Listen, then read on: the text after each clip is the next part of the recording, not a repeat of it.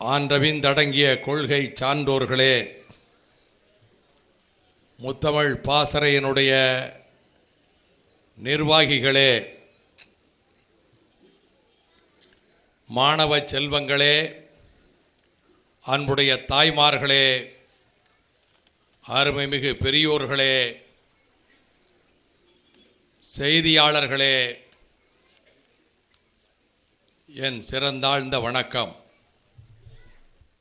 என்ன பொருளிலே பேச வேண்டும் என்று அவர்களிடத்திலே நான் கேட்டபோது,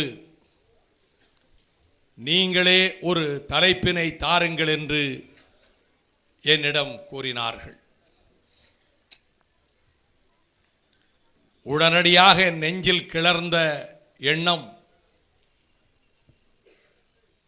விதியே விதியே, என் செய்ய நினைத்தாயோ என் தமிழச்சாதியே என்று முண்டாசு கவிஞன் பாடியதும், அதனையே தழலுக்கு தன்னுடைய ஆவியை தந்தபோது வீரத்தமிழன் முத்துக்குமார் தன்னுடைய முதல் வரியாக பொறித்ததும், அந்த மாபெருங்கவிஞன் பாரதி நெஞ்சை அள்ளும் சிலப்பதிகாரம் என்று வழங்கிய சொற்களையே தலைப்பாக தர வேண்டும் என்று அவாவுற்றவனாக நெஞ்சை அள்ளும் சிலம்பு என்ற தலைப்பில் நான் உரையாற்ற விளைகிறேன் என்று கூறிய மாத்திரத்தில், அந்த தலைப்பிலேயே நீங்கள் உரை தரலாம் என்ற இனியனல் வாய்ப்பை வழங்கியிருக்கக்கூடிய முத்தமிழ் பாசறையினுடைய நிர்வாகிகளுக்கு மீண்டும் இந்த உன்னதமான சந்தர்ப்பத்தை தந்தமைக்காக என்னுடைய மனம் நிறைந்த நன்றியை தெரிவித்துக் கொள்வது எனது தலையாய கடமையாகும். துளியும் இங்கு அரசியல் நான் பேச மாட்டேன். நான் ஒரு மனதில் தவ உணர்வோடு இங்கே வந்திருக்கிறேன். சிலப்பதிகாரத்தை பொன்னமராவதியில் பேச வேண்டும் என்று நான் எந்த உரையாற்ற சென்றாலும் சரி, இலக்கியத்தில் மீண்டும் என் வாழ்வில் அப்படி ஒரு வாய்ப்பு வருமா என்று கருதி பேசுவதில்லை. இந்த நாள், இந்த மணி, இந்த நேரம் இந்த வாழ்க்கையிலே கடந்து செல்கிற நேரம். மீண்டும் இந்த நேரம் எனக்கு வராது. அந்த உணர்வோடு தான் நான் பொன்னமராவதிக்கு உரையாற்ற வந்திருக்கிறேன். பொன்னமராவதி என்கின்ற தமிழ் மணக்கும் இந்த ஊரில் வரலாற்றினுடைய சுவடுகளை நான் மனதிலே அசை போட்ட போது பல செய்திகள் என் நெஞ்சிலே அலை மோதுகின்றன. பொன்னன் அமரன் என்று இருவர் இந்த அழகு திருநகரை நிர்மாணித்ததாக சொல்லப்பட்டாலும் கூட, அதற்கு எண்ணற்ற நூற்றாண்டுகளுக்கு முன்பே பொன்னமராவதி என்கின்ற பெயர் கல்வெட்டிலே செய்தியாக இருப்பதை நான் முத்தமிழ் பாசறை விழாவில் தெரிவிப்பதிலே மகிழ்ச்சி அடைகிறேன். 1920-21 அந்த பருவத்தில் சென்னை பல்கலைக்கழகத்தில் உரையாற்றிய கிருஷ்ணசாமி ஐயங்கார் அவர்கள், அவர் தொடர்ந்து நிகழ்த்திய 6 சொற்பொழிவுகளில் ஒரு அருமையான செய்தியை தருகிறார்.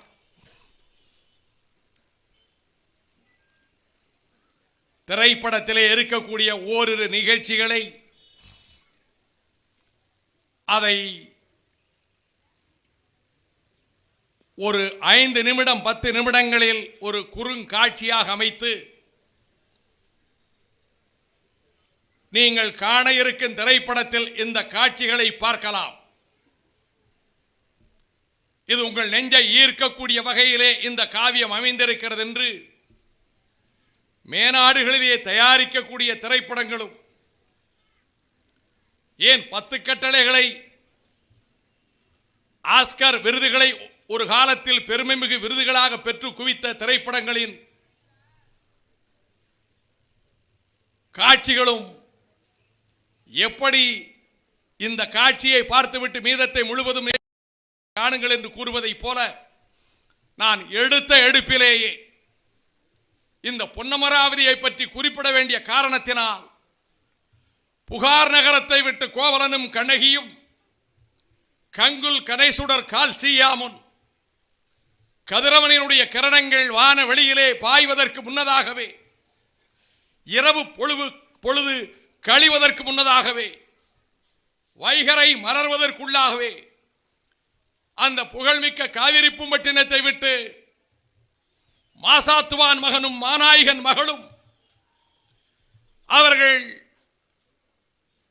நெடுந்தொலைவுள்ள மதுரையை நோக்கி செல்ல தீர்மானித்து பொழில்களின் வழியாக வருகிற வேளையில் அந்த குளிர் தரும் சோலை ஒன்றினுள் இருக்கக்கூடிய கவுந்தி அடிகளை கண்டு கோவலனும் கண்ணகியும் வணக்கம் தெரிவித்து மதுரை செல்ல அவர்கள் உத்தேசித்திருப்பதை கூறுகிறார்கள். எங்கு செல்ல இருக்கிறீர்கள், எங்கு வந்தீர்கள் என்கிற போது அவனுடைய வாழ்க்கை கடந்த கால வாழ்வில் ஏற்பட்டுவிட்ட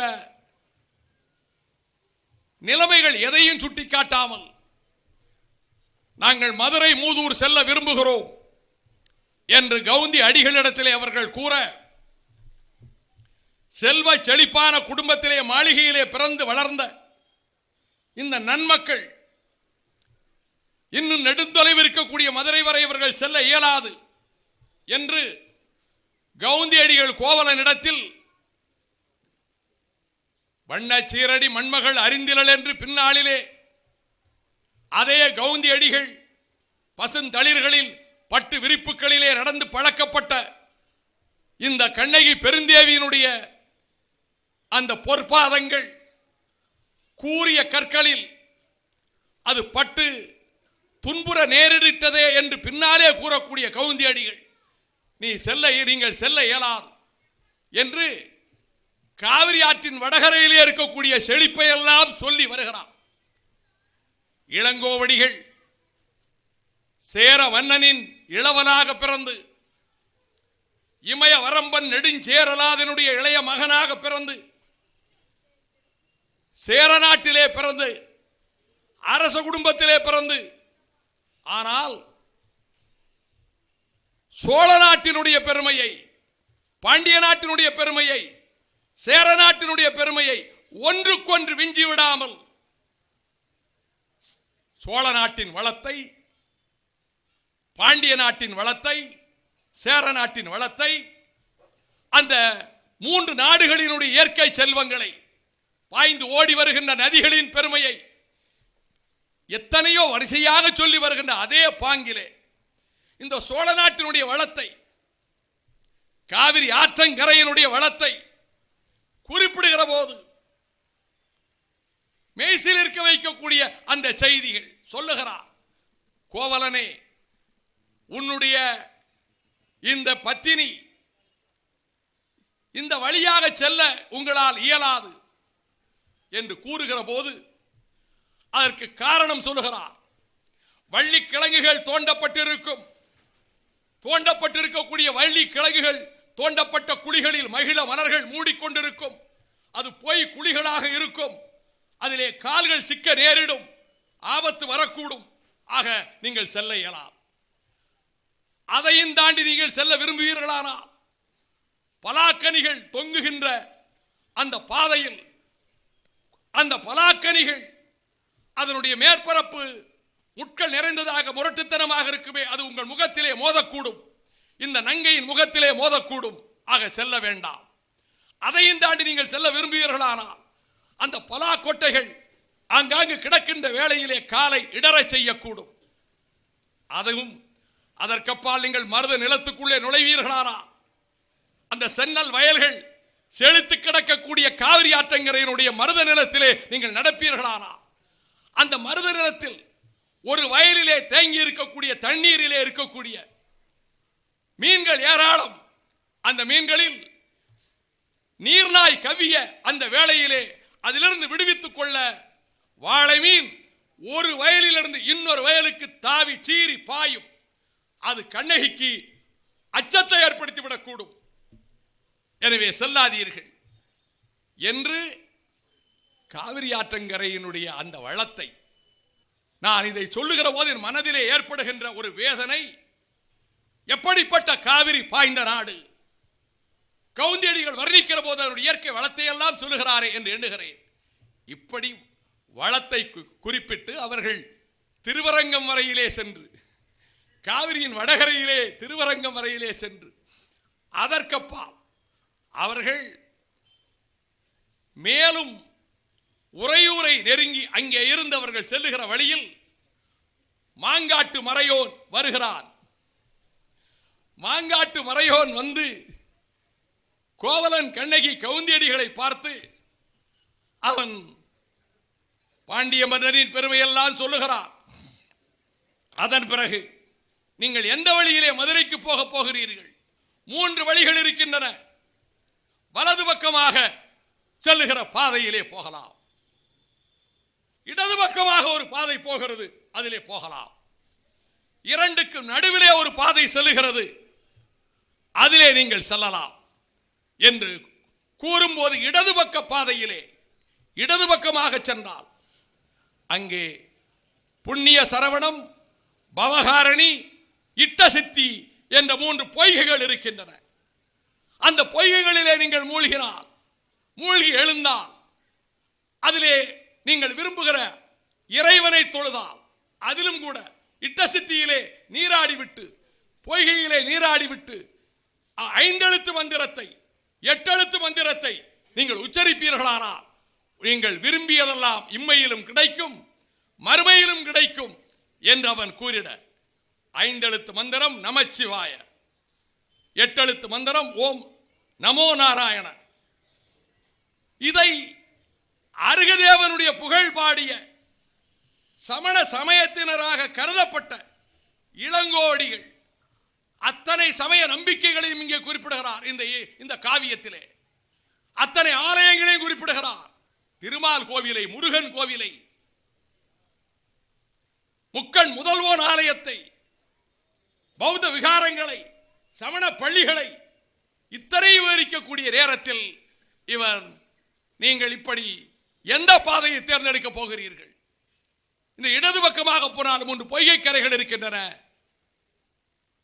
அல்லது நடுவழியாகவும் போகலாம். கவுந்தியடிகள் நெஞ்சிலே வாய்மை இருக்குமானால் இப்படிப்பட்ட பொய்கையிலே மூழ்கி அங்கே வேண்டுதல் விடுக்க வேண்டிய அவசியம் இல்லை. மனதிலே வாய்மை இருந்தால் போதும், உள்ளத்திலே வாய்மை இருந்தால் போதும். இப்படி பொய்கைகளிலே மூழ்கி வழிபட வேண்டிய தேவையில்லை என்று கூறிவிட்டு, உன் விருப்பப்படி நீ எந்த தெய்வத்தை வழிபட விரும்புகிறாயோ உன் விருப்பப்படி செய்து கொண்டு போ, நாங்கள் மதுரைக்கு பயணத்தை தொடங்கிவிட்டோம் என்று குறிப்பிடுகின்ற அந்த 3 பாதைகளில் ஒரு பாதை இந்த பொன்னமராவதியின் வழியாக இருந்தது என்று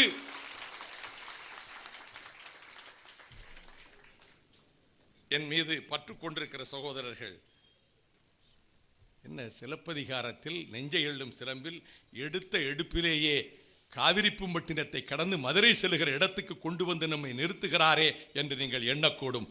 பொன்னமராவதியினுடைய பெருமையை சொல்லுவதற்காகவே இதை நான் குறிப்பிட்டேன். இந்த 3 பாதைகளில் ஒரு பாதை பொன்னமராவதியின் வழியாக அமைந்தது. அந்த பாதையில் பொன்னமராவதி இருந்தது என்று கிருஷ்ணசாமி ஐயங்கார் ஆய்வு நடத்தி அவர் தன்னுடைய உரையிலே தெரிவிக்கின்றார்.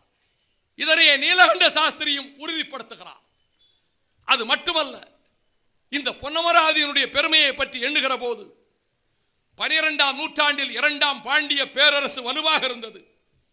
1ஆம் பாண்டிய பேரரசு சங்கம் வைத்து தமிழ் பேரரசர்கள், முடியுடைய மூவேந்தர்கள் தமிழ் வளர்த்தார்கள். எனினும் பாண்டிய மன்னர்கள் தென்மதுரையிலே, கபாடபுரத்திலே, மதுரையிலே தமிழ் வளர்த்தார்களே, அவர்களுக்கு முதல் பாண்டிய பேரரசு இருந்தது.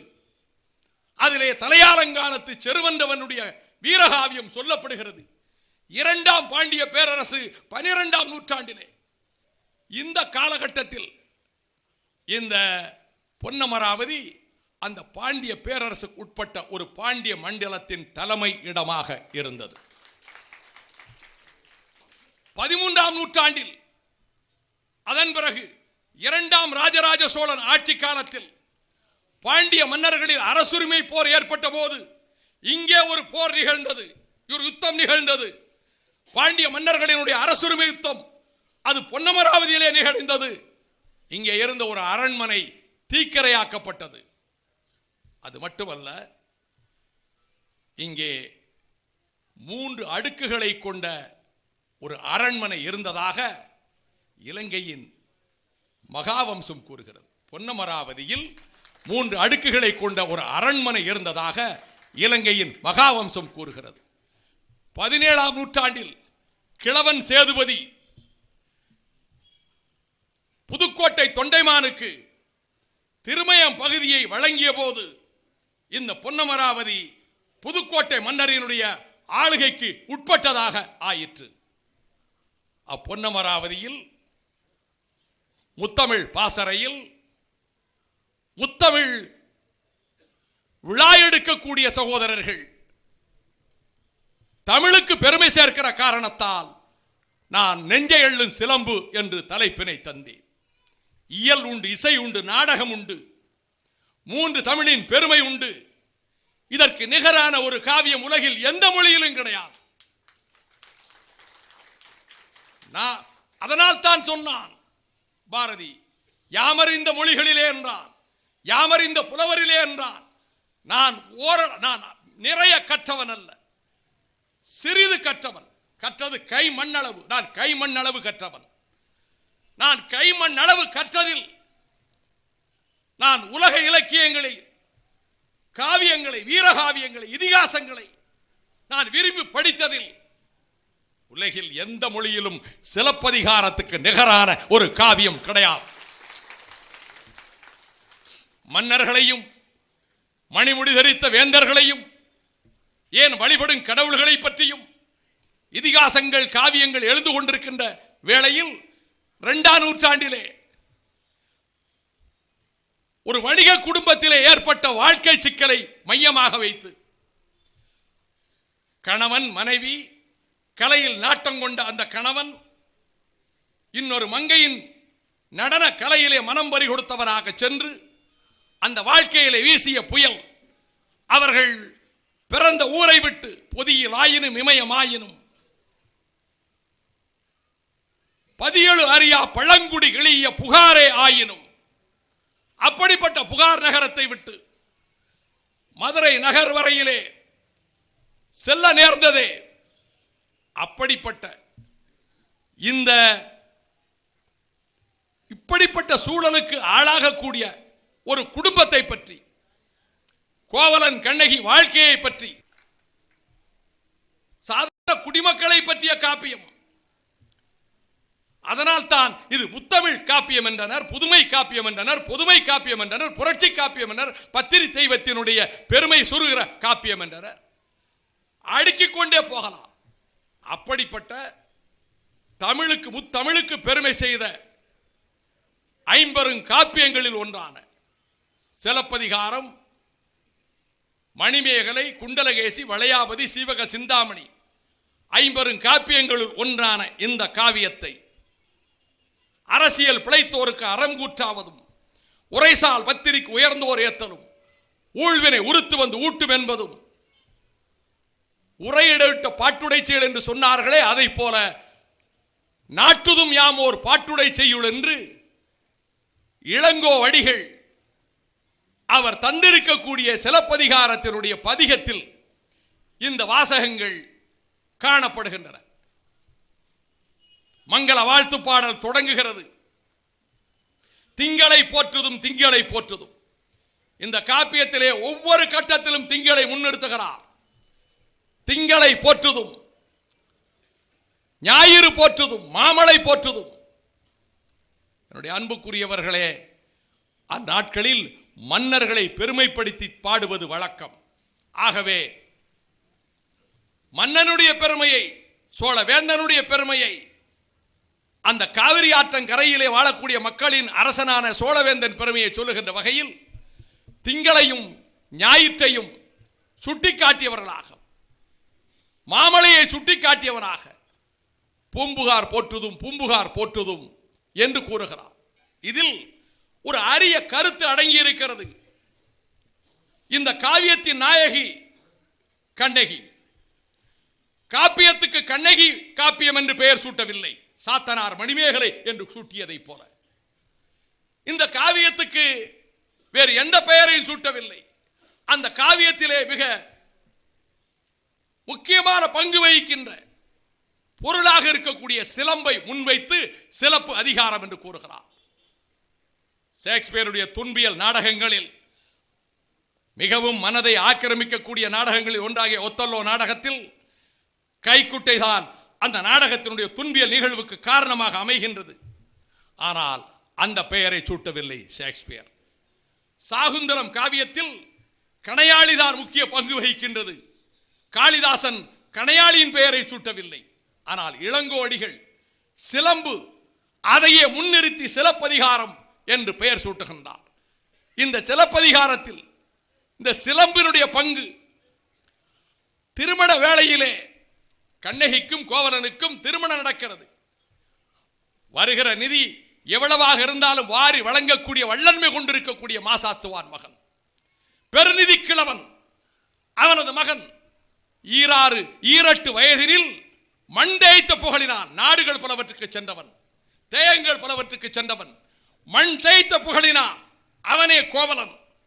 அப்படிப்பட்ட பட்டறிவு மிக்கக்கூடிய அவனுடைய திருமணத்தை பற்றி கூறுகிற போது மாநகரத்துக்கு மங்கையர் யானை மீது அமர்ந்து அவர்கள் முரசறைந்து இந்த திருமணம் நடக்கப் போகிறது என்ற செய்தியை கூறியவர்களாக நீல விதானத்து நித்திலப்பும் பந்தற்கீழ் அவர்கள் வானூர் மதியம் சகடு அணைய சாலியூர் மீன் தகையாளை கோவலன் திருமணம் செய்து கொண்டான் என்று அந்த திருமணத்தை அடுத்து அவர்கள் கோவலனும் கண்ணகியும் திருமணம் செய்து கொண்டதற்கு பிறகு வரக்கூடிய காட்சிகள், நான் காலத்தின் அருமை கருதி சிலவற்றை வேகமாக சொல்ல வேண்டி இருக்கிறது. அவள் திங்களாகவே இருக்கிறாள்.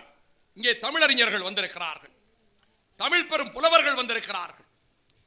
கண்ணகி பெருந்தேவி புகார் காண்டத்தில் மொத்தம் பேசுகிற சொற்கள் 8 சொற்கள், 8 சொற்கள் தான்.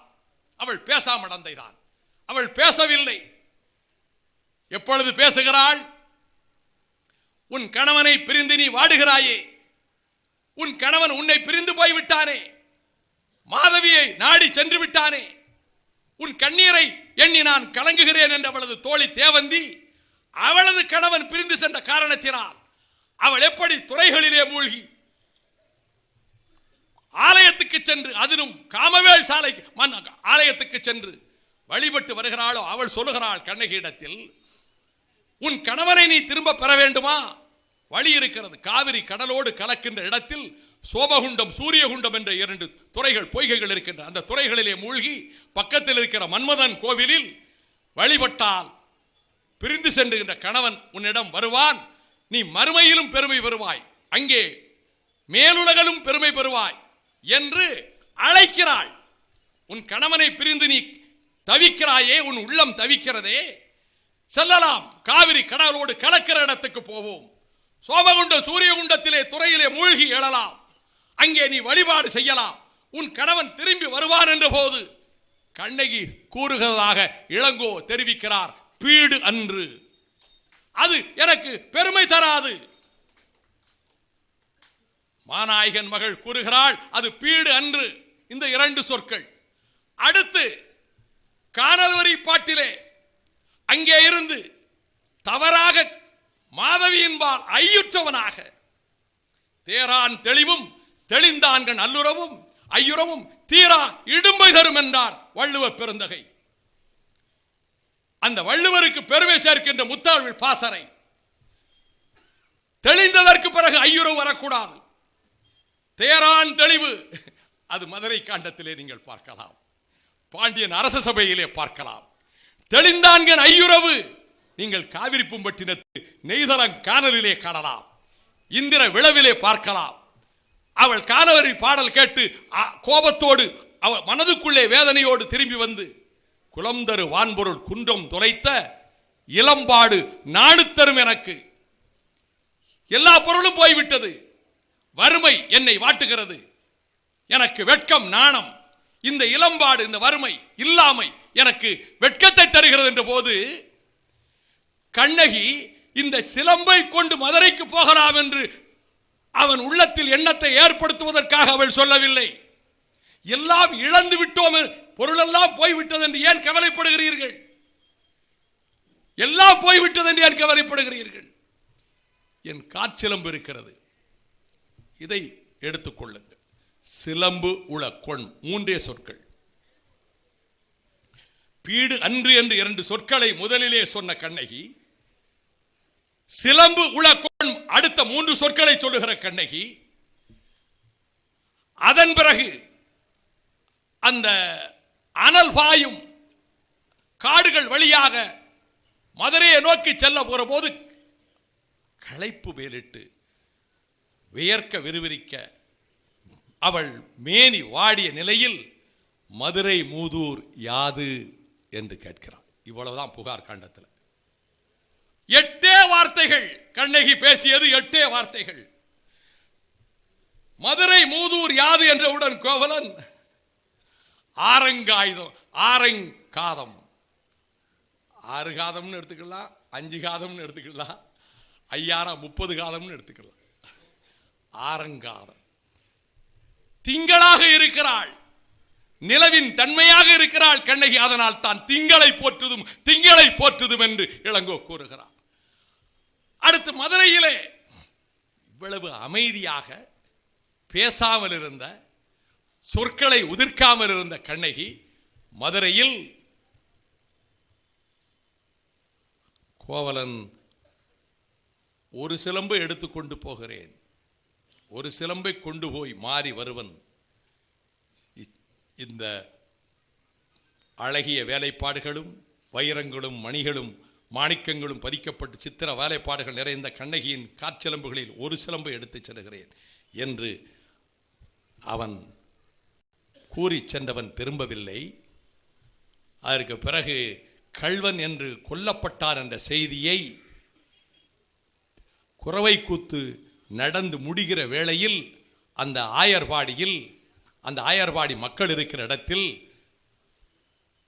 தயங்கி ஒரு அரவம் கேட்கிற போது இரவெல்லாம் தூங்காமல் காதல் குழுனன் கோவலனை எண்ணி கவலைப்பட்டு கொண்டிருந்த கண்ணகியிடத்தில் வந்து சொல்லாடா சொல்லாடாள் சொல்லாடாள், அவள் சொல்லாடும் சொல்லாடும் தான், சொல்ல முடியல அவளால்.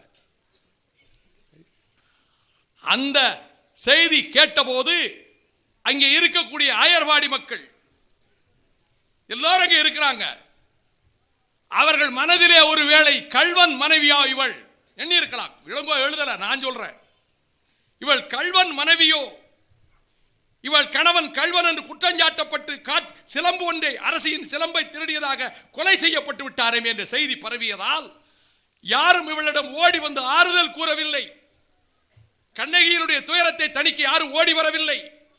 தாயே, இவளை நீ உன் இல்லத்திலே வைத்து பாதுகாப்பாயாக என்று மாதரி இடுகின்ற அந்த ஆயர்குல அந்த மூதாட்டி இடத்திலே கவுந்தடிகள் ஒப்படைத்தாரே. என்ன சொல்லி ஒப்படைத்தார்? மாதரி, இந்த இருவர் கோவலன் கண்ணகி, இவங்க பெற்றோர் பெயரை சொன்னா போதும், இந்த மதுரை மாநகரிலே இருக்கக்கூடிய பெரும் செல்வந்தர்கள் மாளிகைகளை எல்லாம் இவர்களை கொண்டு போய் தங்க வைத்து விருந்து உபசரிப்பார்கள். மதுரை வரையிலே புகழ் பரவி இருக்கிறது. பூம்புகார் மாசாத்துவான் மாநாயகனுடைய புகழ். அவர்கள் அங்கே கொண்டு போகப்படுவார்களானால் அவர்களை நீங்கள் எந்த வீட்டுக்கு போனாலும் எந்த மாளிகையிலும் அவர்களை வரவேற்று உபசரிப்பார்கள் என்று கூறினாள் அல்லவா அந்த மாதரி. அந்த செய்தி வருகிற போது அங்கே இல்லை, அந்த இடத்துல இல்லை. எனவே இந்த செய்தி வந்தபோது அவளிடத்தில் யாரும் போய் ஆறுதல் கூறவில்லை. அப்படி ஆறுதல் கூறாத விளையில் அவளுக்கு தன் கணவன் கள்வன் என்று கொல்லப்பட்டான் என்ற காரணத்தினாலே காய்கதிர் செல்வனே சொல், என் கணவன் கள்வனா என்று கேட்டாள். வண்ணிலே சென்று கொண்டிருக்கக்கூடிய காய்கதிர் செல்வன் ஆதவனை பார்த்து கேட்டாள், என் கணவன் கள்வனா? அங்கே இருந்து குரல் எழுந்தது, அவன் கள்வனல்லன், இந்த நகர் தீப்பற்றி எரியும், எரியூட்டப்படும். இதற்கு பின்னர் நான் அங்கே வழக்காட சென்ற செய்தியை இப்பொழுது சொல்ல விரும்பவில்லை. அங்கே எவ்வளவு நேரம் பேசுகிறாள்? வாயில் காப்பவனிடத்திலே வாயிலோயே வாயிலோயே என்று ஆரம்பித்து பொறி அறை போகிய அந்த அரசனுடைய வாயிலோயே என்று அங்கேயே அவள் தன்னுடைய உள்ள குமுறலை கொட்டுகிறாளே. உள்ளே குமுறலை கொட்டியவாறு உள்ளே செல்லுகிறாளே. சென்றதற்கு பிறகு பாண்டியன் அரச சபையிலே எரிமலையாக சீறுகிறாளே. அதனால் தான் ஞாயிற்றின் கனல் போல இருப்பதனாலே ஞாயிறு போற்றுதும் ஞாயிறு போற்றுதும். கனல் எழுந்ததாலே, மதுரை எரிந்ததாலே திங்களை போற்றுதும் திங்களை போற்றுதும். கண்ணகி திங்களாக இருந்தாள் புகார் காண்டத்திலே, ஞாயிறாக எழுந்தாள் மதுரை காண்டத்திலே. அதற்கு பிறகு அவள் குன்றத்துக்கு வருகிற போது, சேர அரசருடைய ஆளுமைக்குட்பட்ட பகுதிக்கு வருகிற போது மாமழையாக அவள் அருள் மழையாக மாறிவிட்டாள். அதனால் தான் மாமழை போற்றுதும் மாமழை போற்றுதும் என்று கூறி பூம்புகார் போற்றுதும் பூம்புகார் போற்றுதும் என்று இங்கே இளங்கோவடிகள் தொடங்குகின்றார். அந்த சூழலில் கேட்கக்கூடும், கோவலன் கண்ணகியை விட்டு ஏன் பிரிந்து சென்றார்? இது பல ஆராய்ச்சியாளர்கள், இங்கே வாசுபமாணிக்கனார், அருமை அவர் பண்டிதமணி கதிரேசன் செட்டியார் அவர்கள் அற்புதமாக எழுதியிருக்கிறார்கள். ஆனால் என்னுடைய அருமை தமிழ் பெருமக்களே, தமிழ் தாத்தா ஊவேசா தமிழகம் எங்கும் அலைந்து எத்தனையோ ஏடுகள் எரியூட்டப்பட்டு விட்டன, எத்தனையோ ஏடுகள் தீயிலே வேள்வி என்று இரையாக்கப்பட்டு விட்டன, செல்லரித்து போயின. எத்தனையோ லட்சக்கணக்கான ஏடுகள், கடல் விழுங்கியது லட்சக்கணக்கான ஏடுகள், கிடைத்தது கொஞ்சம், கடலில் அழிந்தது அதிகம். ஆம், கடல் எழுந்த போது, தென்மதுரை அழிந்த போது, கபாடபுரம் அழிந்த போது எத்தனை லட்சக்கணக்கான பனுவல்கள் அழிந்து போயின, செல்லரித்து போயின. அது மீதம் இருக்கக்கூடிய நூல்களில் கிடைத்தவைதான் இவை. இதற்கு நிகரானவே உலகில் எந்த மொழியிலும் கிடையாது. அப்படி தேடி சென்று 1892 ஆண்டு அவர் புகார் காண்டம், மதுரை காண்டம், மஞ்சி காண்டம் மூன்றையும் சேர்த்து முதலாவது அவர் பதிப்பிட்டு வெளியிட்டார். 1920 இரண்டாவது ஒரு பதிப்பை தந்தார். 1927 மூன்றாவது ஒரு பதிப்பை தந்தார். நான் ஒவ்வொரு காண்டத்தையும் வெளியிட்டவர்கள் உண்டு, புகார் காண்டத்தை மட்டும் வெளியிட்டவர்கள் உண்டு. அத்தனை பேர்களும் நான் சொல்ல முடியும். யாரெல்லாம் இந்த ஏடுகளை வைத்திருந்தார்கள் அத்தனை பேர்களை ஊவேசா கூறுகிறார். எங்கெல்லாம் இந்த ஏடுகள் இருந்தன, ஒவ்வொரு தமிழகத்தினுடைய பல்வேறு பகுதிகளிலே, மயிலாடுதுறையிலே, நெல்லையம்பதியிலே, பல இடங்களிலே இந்த ஏடுகள் இருந்தன. இந்த ஏடுகளிலே கிடைத்த இவற்றை கொண்டு வாசுபா மாணிக்கனார் அவர்கள் அருமையான விளக்கங்களை தந்திருக்கின்றார். அதை போல பெருமக்கள் பலரும் அவர்கள் இந்த சிலப்பதிகாரத்துக்கு இத்தனையும் தந்திருந்த போதிலும் கூட எதனாலே கண்ணகியை விட்டு கோவலன் போனான் என்று சிலர் கேள்வி எழுப்புகிறார்கள். கண்ணகி இல்லற வாழ்க்கையில் கோவலனுக்கு உகந்தவளாக நடந்து கொள்ளவில்லையா? அதெல்லாம் கிடையாது. அவர்கள் மனமொப்பி வாழ்ந்தனர், மகிழ்ச்சிகரமாக வாழ்ந்தனர். இல்லறத்திலே அவன் இன்பகரமான வாழ்க்கையை தான் கோவலன் நடத்தினான். அதை பற்றி சொல்லுகிற போது கூட எப்படி வாழ்ந்தார்கள் என்ற வெண்பாய் இருக்கிறதே, அந்த சுவையை நான் இங்கே விளக்கி கூற விரும்பவில்லை. இந்த காவியத்தில் காமச்சுவை மிக்க வர்ணனையே இளங்கோ எந்த இடத்திலும் சொல்லவில்லை, எந்த இடத்திலும் கிடையாது. அதை வர்ணிக்கிற வேளையிலே கூட எல்லை தாண்டி அவர் செல்லவில்லை. அவர்கள் அப்படி வாழுகிற போது எடுத்த எடுப்பிலே திருமணம் முடிந்தது. மனையறம் படுத்த காதையில் கோவலன் கண்ணகி இடத்திலே எவ்வளவு மகிழ்ச்சியாக குறியாக்கட்டுரை என்று இளங்கோ சொல்லுகிற போதுதான், மாசரு பொன்னே வலம்புரி முத்தே காசரு விரையே கரும்பே தேனே மலையிடை பிறவா மணியே என்கோ அலையிடை பிறவா அமிழ்தே என்கோ யாழிடை பிறவா இசையே என்கோ என்று அப்பொழுதவன் அந்த மகிழ்ச்சிகரமாக இன்ப வாழ்வை நடத்துகிற போது கண்ணகியினுடைய அழகு, கண்ணகியினுடைய அந்த வனப்பு அவன் நெஞ்சை கொள்ளை கொண்டு விட்டது. அவன் வர்ணிக்கின்றான். அந்த முக்கண் முதல்வோனுடைய பிறை இருக்கிறது அல்லவா, அந்த பிறை அது இவளது நெற்றியை போல காணப்படுகிறது. மன்மதனுடைய கரும்பு வில் இருக்கிறது அல்லவா, அந்த கரும்பு இவளுடைய புருவத்தை போல காணப்படுகிறது. செவ்வேள் வேந்தன் முருகன் ஏந்துகிறான் அல்லவா வேல் அவள் கண்களை போல காணப்படுகிறது என்றெல்லாம் சொல்லிவிட்டு மயில் இவளுடைய சாயலுக்கு அஞ்சி வெட்கப்பட்டு, இந்த மயில் அழகு மயில், தோகை விரித்தாடு மயில் கண்ணகியினுடைய சாயலை பார்த்து நம்ம இங்க நின்னாலே நமக்கு என்று அது வெட்கப்பட்டு காட்டுக்குள் ஓடிவிட்டதாம். இவளுடைய சாயல் அவ்வளவு உயர்வாக இருந்தது. இவ்வளவு, அதாவது கிளி இவளுடைய குரலை கேட்டு இந்த குரலுக்கு முன்னால் இருக்கக்கூடாது என்று ஓடி பறந்து விட்டது.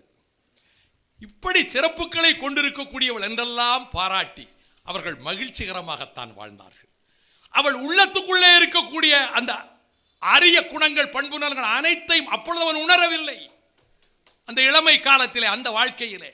அதன் பிறகு மாதவியின் நடனம் அரங்கேற்று காதை வேந்தன் சோழ வேந்தன் ஏற்பாட்டிலே நடக்கிறது. இதில் இயல் இசை நாடகம் என்று சொன்னீர்கள் அல்லவா, இந்த நடன அதை கூட ஒருவர், நான் பெயரை ஒரு தமிழறிஞர், இது வடநாட்டு பரத சாஸ்திரத்திலே இருந்து ஒரு வேளை வந்திருக்கலாம் என்று சொன்னதை டாக்டர் மூவா அவர்கள் அற்புதமாக மறுத்திருக்கிறார். அத்தனை செய்திகளோடு மறுக்கிறார். நம்முடைய பெருமைகளை நாமே தாழ்த்திக் கொள்வதா? இசை பிறந்தது இந்த மண்ணிலே. அதை போல நடன கலை என்பது, அந்த கலையும் இந்த தமிழனுக்கே சொந்தம் என்று அவர் வரிசையாக சொல்லிக் கொண்டு வருகிறார். அதை போல இங்கே 11 வகை ஆடல்கள், 5 வயதிலே நடனம் பழக தொடங்கி 12 வயதிலே அரங்கேற்ற வருகிறார். யார்? மாதவி. 11 வகையான ஆடல் என்கிறார். அல்லி, கொட்டி, குடை, குடம், பாண்டரங்கம், சொல்லாடல், துடியாடல், கடையம், பேடு, மரக்கால், பாவை கூத்து, இந்த 11 வகை ஆடல்கள். இந்த 11 வகை ஆடல்களை ஆடக்கூடிய ஆற்றல், அவள் யாழை வாசிக்கக்கூடிய அந்த விரல்கள், அந்த யாழின் நரம்புகளை அதை மீட்கிற போது எழுகின்ற இசையில் நடன கலையில் இவ்வளவு அற்புதமா. அது மட்டுமல்ல, அந்த நடன அரங்கத்துக்கு எப்படி இங்கே ஒரு மேடை அமைத்திருக்கிறீர்கள். இதிலே 2 ஒருவர் இந்த பக்கமாக நிகழ்ச்சியில் கலந்து கொள்வோர் வருவதற்கு படியமைத்திருக்கிறீர்கள். நம்முடைய மாணவ செல்வங்கள், விருது பெற்ற நம்முடைய இளந்தளிர்கள் பரிசு வாங்குவதற்கு ஒரு வழி அமைத்திருக்கிறீர்கள். இது இன்றைக்கு 21ஆம் நூற்றாண்டினுடைய உதயத்திலே நான் குறிப்பிடுவது 19 நூற்றாண்டுகளுக்கு முன்னாலே 2ஆம் நூற்றாண்டிலே இளங்கோவடிகள் சொல்கிறார், நடன அரங்கு, அந்த அரங்கினுடைய அமைப்பு, அதனுடைய வாயில், அதற்கு பிறகு ஒருமுக எழினி திரை ஒரு பக்கமாக இருந்து வரும். அந்த நாடகம் நடக்கிற இடத்தில், நடனம் நடக்கிற இடத்தில் ஒருமுக எழினி திரை ஒரு பக்கமாக இருந்து கடைசி வரை செல்லும். பொறுமுக எழினி திரை 2 பக்கமாக இருந்து விரிந்து 2 பக்கமாக வந்து மூடும். பொறுமுக எழினி இங்கே இருந்து ஒரு திரை வரும், இங்கே இருந்து திரை வரும். கரந்து வரல் எழினி மேலே இருந்து திரை கீழே வரும்.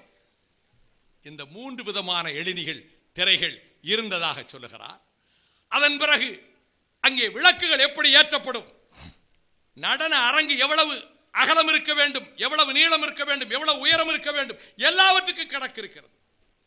அப்படிப்பட்ட முறையிலே அந்த நடன அரங்கிலே அவள் நடனமாடியதற்கு பிறகு 1008 பொற்களஞ்சை கொடுத்து இந்த தலைக்கோலியை பெறுகிறவர்கள் இந்த மாதவியின் இல்லம் செல்லலாம் என்ற முறையில் அன்றைக்கு இருந்த வாழ்க்கை முறை. வரைவின் மகளிர் என்று வள்ளுவ பெருந்தகை கூறுவார். அந்த வாழ்க்கை முறையிலே கணிகையர் வாழ்க்கை இருந்தது. அந்த கணிகையர் நடன கலையில் ஈடுபட்டனர்.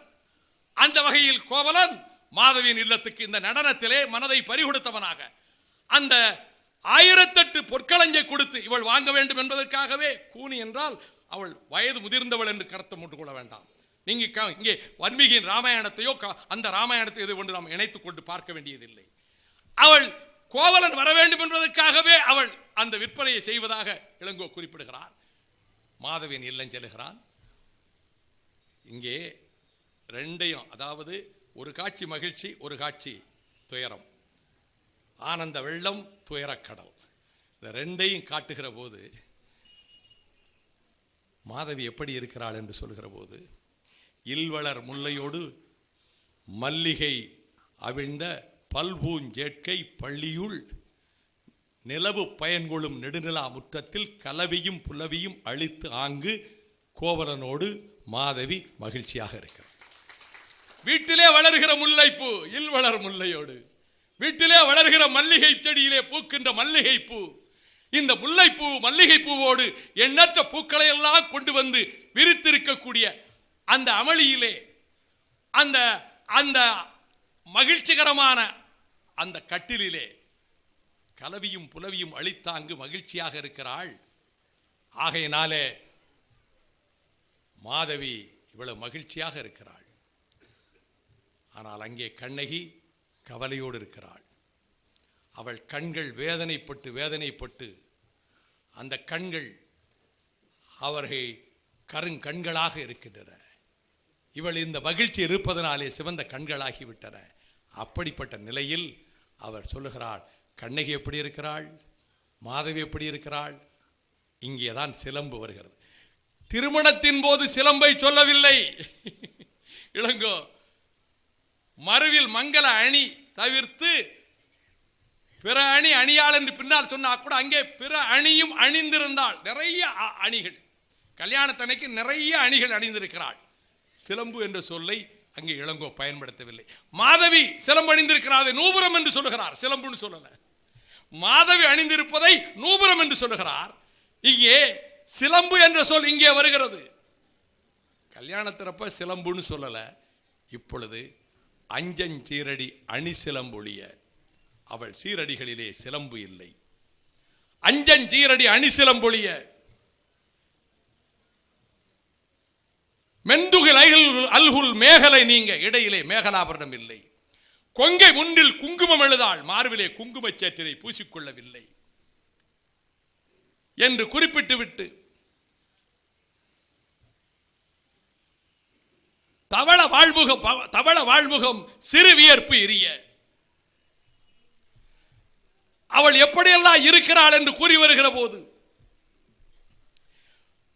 கொடுங்களை வீழ்ந்துதன் இந்த காதிலே இருக்கக்கூடிய அந்த குலை வீழ்ந்து விட்டது, அது தொங்குகிறது, வெறும் காது உறங்க. செங்கையல் நெடுங்கன் அஞ்சன மரப்ப, கண்களிலே மை பூசவில்லை. பவள வாழ்நுதல் திலகம் இழப்ப, நெற்றியிலே குங்குமம் இல்லை. மையரும் கூந்தல் நெய்யணி மரப்ப, கையறு நெஞ்சத்து கண்ணகி, அவள் கூந்தலிலே நறுனை பூசவில்லை. இடையிலே மேகலாபரணம் இல்லை, காலிலே சிலம்பு இல்லை. அஞ்சஞ்சீரடி அணி சிலம்புடைய இந்த மங்கள அணி தவிர, அந்த மாங்கல்ய ஒன்றை தவிர எந்த அணியும் இல்லை. இந்த கழுத்திலே கோவலன் கட்டிய மாங்கல்யத்தை தவிர எந்த அணியும் இல்லை. எல்லாவற்றையும் இழந்து அவள் கண்ணீரே தவிக்கிறாள். மாதவி மகிழ்ச்சியோடு இருக்கிறாள். அடுத்து சொல்லுகிறாள், அவளது இடக்கண் துடிக்கிறது, அவளுக்கு கணவன் திரும்பி வரப்போகிறான். மாதவிக்கு வலக்கண் துடிக்கிறது, மாதவிக்கு பிரிவு நேரப் போகிறது. இதன் பிறகு இந்திர விழா சித்ரா பௌர்ணமியிலே தொடங்கி அடுத்த பௌர்ணமி வரை நடப்பதுதான் இந்திர விழா காவிரிப்பட்டினத்தில். அந்த இந்திர விழாவில் என்ன அற்புதம்! அதாவது அங்கேயும் வண்ண திரைகளை அமைத்து, ஓவிய தீட்டப்பட்ட திரைகளை அமைத்து, அங்கேயும் அமளி அமைத்து, அங்கே அந்த புலால் நாற்றம் வந்துவிடக் கூடாது என்பதற்காக கடலிலே ஒரு நாற்றம் இருக்கும், கடல் நாற்றம். அதற்காக மலர்களை எல்லாம் அங்கே தூவி மகிழ்ச்சியாக இருக்கிற வேளையில் அங்கே நடனம் ஆடுகிறாள் மாதவி. அரச சபையிலே நடனமாடிய போது அவள் நடனத்திலே மையல் கொண்டான் கோவலன். இப்பொழுது அவள் நடனமாடுகிற போது பல கண்கள் அதை மொய்ப்பதனாலே உள்ளத்துக்குள் ஒரு வெறுப்பு தன்னை அறியாமல் ஊடுருவுகிறது. இவள் பலர் அறிய நடனமாடுகிற போது பல கண்கள் இவளை மொய்க்கின்றதே என்று மனதுக்குள் அவளை அறியாமல், அவனை அறியாமல் ஒரு வருத்தம் வளர்கிறது. இதுதான் வருத்தத்துக்கு காரணம். மனதுக்குள்ள நினைத்திருக்கலாம், இல்லத்துக்குள்ளே இருக்கிறாளே கண்ணகி, அவளை நினைத்திருக்கலாம். இளங்கோ சொல்லல, நான் சொல்றேன். அப்பொழுது தன்னை அறியாத ஒரு வருத்தத்தோடு தான் அவர்கள் அங்கே இருக்கிற பொழுது அவனுக்கு மகிழ்ச்சி ஊட்ட வேண்டும் என்ற எண்ணத்தை, அவன் மனதுக்குள்ள இருக்கக்கூடிய சின்ன வருத்தம் அது வெளியே தெரியாது. அப்பொழுதுதான் இந்த யாழை வாசிக்கலாம் என்று யாழை கோவலனிடம் கொடுக்கிற போது கோவலன் யாழை வாசிக்கிறான். யாழை வாசிக்கின்ற வேளையில் அவன் சோழ மன்னனை பாடுவதாக அந்த பாடலில் கங்கை தன்னை புணர்ந்தாலும், கங்கையை அரவணைத்துக் கொண்டாலும், அங்கே கன்னியாகுமரி அதை அரவணைத்துக் கொண்டாலும், கோபப்பட மாட்டான், ஏற்றுக்கொள்வான் என்று அவன் ஒரு பாடுகிற போது அவனுக்கு பெரிய நோக்கம் ஒன்றும் இல்லை. இப்படி அவன் பாடிக்கொண்டே வருகிற பொழுது இவளுடைய மனதில், மாதவி மனதில் ஏதோ கண்ணகியை நினைத்தவள் பாடுவதாக நினைக்கல, இன்னொரு பெண்ணையும் அவன் மனதுக்குள் நினைத்து விட்டானோ என்று மன்னும் ஓர் குறிப்பு உண்டு. இவன் தன்னிலை மயங்கினான் என்று மாதவி நினைத்து அந்த யாழை கையிலே வாங்கி அவள் பாடத் தொடங்குகிறாள். அற்புதம். அதாவது தேப்போ மீனாட்சி சுந்தரனார் கானல் வரியை பற்றி மட்டுமே தனியாக ஒரு புத்தகம் எழுதியிருக்கிறார். கானல் வரி அது ஒரு அற்புதமான பகுதி. அந்த கானல் வரியில் மாதவி அந்த யாழை வாசிக்கிற போது அவள் பாடலில் அந்த கடற்கரையிலே நெய்தலங்கானலிலே அங்கே வாழக்கூடிய நெய்தல் நிலத்து பெண் ஒருத்தி, தலைவி ஒருத்தி, தலைவன் தன்னை விட்டு பிரிந்து சென்றதை எண்ணி வருந்துகிற போது, ஏ குறுகே சின்னஞ்சிறு பறவை குருவி, வைத்துக் கொள்ளுங்கள் ஒரு பறவை, இனி இங்கே வராதே, என் வயர்த்தத்தை எல்லாம் சொன்னேன் அல்லவா, நீ என் காதலனிடம் என்னுடைய காதல் தலைவனிடம் போய் சொன்னாயா? இல்லையே. நீ இனிமே வர அடையலம் குறுகே கானலுக்கு, இங்கே வராதே. இது கானல் வரியிலே மாதவி பாடுகிறாள். நீ இங்கே வராதே, என் காதலனிடம் நீ சொல்லவில்லையே, என் வருத்தத்தை நீ தெரிவிக்கவில்லையே. அடுத்து இன்னும் சொல்கிறாள், ஏ கடலின் அலைகளே, என் காதலன் என் தலைவன் சென்ற தேர் சென்ற பாதையை பார்த்து, அந்த தேர் சென்ற தடத்தையாவது பார்த்து நான் ஆறுதல் அடைந்து கொண்டிருந்தேன், அந்த தடத்தையும் அழித்து போட்டீர்களே. யார்? அலைகளே. ஏ கடலின் அலைகளே, அழித்து போட்டீர்களே என்று அந்த இடத்திலே அவள் பாடுவதாக. இந்த இப்படிப்பட்ட செய்திகள் எல்லாம் வந்து அடுத்து காவிரியை பற்றி பாடுகிறார். மருங்கு வண்டு சிறந்தார்ப்ப மணிப்பூ ஆடை அதுபோர்த்தி, கருங்கையல் கண் விழித்தொல்கி நடந்தாய் வாழி காவேரி.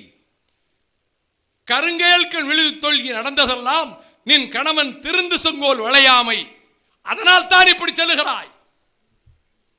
இப்படி காவிரியினுடைய பெருமையை கூறி, பூவர் சோலை மயிலால புரிந்து குயில்கள் இசைபாட, காமர் மாலை அருக செய்ய நடந்தாய் வாழி காவேரி, அதுவும் மன்னனால் தான், சோழ மன்னனால் தான் என்று அவள் இந்த பாடல்களை பாடிக்கொண்டிருக்கிற பொழுது அவனுடைய உள்ளத்தில் மாதவி மீது ஐயமும் வெறுப்பும் ஏற்படுகிறது. மன்னும் ஓர் குறிப்புண்டு இவன் தன்னிலே மயங்கினான் என்று இவள் நினைத்தாள். தான் ஒன்றின் மேல் மனம் வைத்து இவள் பாடினாள். ஏறொரு நினைப்புல இவ பாடுறா என்று எண்ணியவனாக, மனதுக்குள் அவள் மீது வெறுப்பு ஏற்பட்டவனாக, அந்த வேளையிலே சரி விடிந்து விட்டது, செல்லலாமா என்று அவள் எழலாமா என்ற போது அவளோடு போகவில்லை, அவளோடு செல்லவில்லை. ஏவலாளரோடு அந்த தானியங்கள் விற்கின்ற அதே காவிரிப்பூம்பட்டினத்து தெருவழியாக அவன் திரும்ப வருகிறான். காவிரிப்பூம்பட்டினத்தில் அல்லங்காடி நாளங்காடி இருந்தது. பகலிலே விற்கிற கடைகள், இரவிலே விற்கிற கடைகள், அந்த கடலின் அலைகளிலே அது தாளாட்டுகிற பொழுது ஆடி கழிக்கின்ற அந்த மரக்கலங்கள். நான் நேரமில்லை, இல்லாவிட்டால் உருத்திரங்கண்ணனார் எப்படி காவிரிப்பூம்பட்டினத்தை பட்டினப்பாலையிலே வர்ணிக்கிறார் என்று கூட என்னால் சொல்ல முடியும். அங்கே இளஞ்சி மன்றம் இருந்தது, நெடுங்கல் மன்றம் இருந்தது. அது மட்டுமல்ல, பூத சதுக்கம் இருந்தது. பொய்ச்சாட்சி சொல்லுகின்றவர்கள், பொய்ச்சாட்சி சொல்லுகிறவர்கள், பிறன்மனை நயப்பவர்கள், அறம் தவறி நடப்பவர்கள், தவம் மறைந்து தவவேடத்திலே தவவேடம் பூண்டு கொண்டு அக்கிரமம் செய்கிறவர்கள், இவர்களையெல்லாம் நெடுந்தூரத்துக்கு கேட்கின்ற வகையிலே குரல் எழுப்பி மண்ணில் ஓங்கி அரைந்து விழுங்குகின்ற பூதம் அங்கே இருந்தது. உடைத்து உண்ணும் பூத சதுக்கம் இருந்தது. எங்கே? காவிரிப்பூம்பட்டினத்திலே. பொய்ச்சாட்சி சொன்னார், பிறர் மன நேயந்தால், தவவேடத்திலே தவறு செய்தால், அக்கிரமம் செய்தால் அந்த மண்ணிலே அரைந்து அந்த பூதம் விழுங்கிவிடும் அந்த பூத சதுக்கம் இருந்தது. அதற்கு பிறகு பாவை மன்றம் இருந்தது. நான் உலகத்தில் நீதியை தமிழர்களைப் போல, தமிழ் மன்னர்களைப் போல நிலைநாட்டியவர்கள் யாரும் கிடையாது. இந்த நீதி தேவையின் கண்கள் கட்டப்பட்டிருக்கிறது அல்லவா, அதை பற்றியே நீண்ட நேரம் என்னால் விளக்கம் சொல்ல முடியும். எங்கே வந்தது இந்த பழக்கம் என்று? கிரேக்கத்தில் இருந்து வந்ததா, எகிப்தில் இருந்து வந்ததா?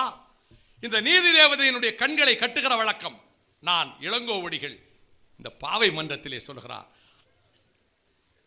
அரசு கோல் கூடினும், அதாவது அரசு தவறு செய்தாலும், அரங்கூர் அவையத்து உரைநூல் கோடி ஒரு திறம் பற்றினும், நீதிமன்றத்திலே அரங்கூர் அவையத்திலே நீதி ஒரு நூல் அளவு தவறினாலும் அரசு கோல் கோடினும் அரங்கூர் அவையத்து உரைநூல் கோடி ஒரு திறம் பற்றினும் நாவால் நவிலாது அதை பற்றி எதுவும் சொல்லாது கண்ணீர் சிந்துகிறாள் இந்த பாவை. நவைநீர் உகுத்து பாவை நின்று அழும் பாவை மன்றம். அரசு தவறு செய்து விட்டது, அரசன் தவறு செய்து விட்டான், நீதி தவறிவிட்டது. இந்த நீதிமன்றத்திலே, இந்த அரங்கூர் அவையத்திலே, அரங்கூர் அவையத்தில் உரைநூல் கோடி ஒரு திறம் பற்றினும் நாவால் நவிலாது நவைநீர் உகித்து பாவை நின்று அழுவும் பாவை மன்றம்.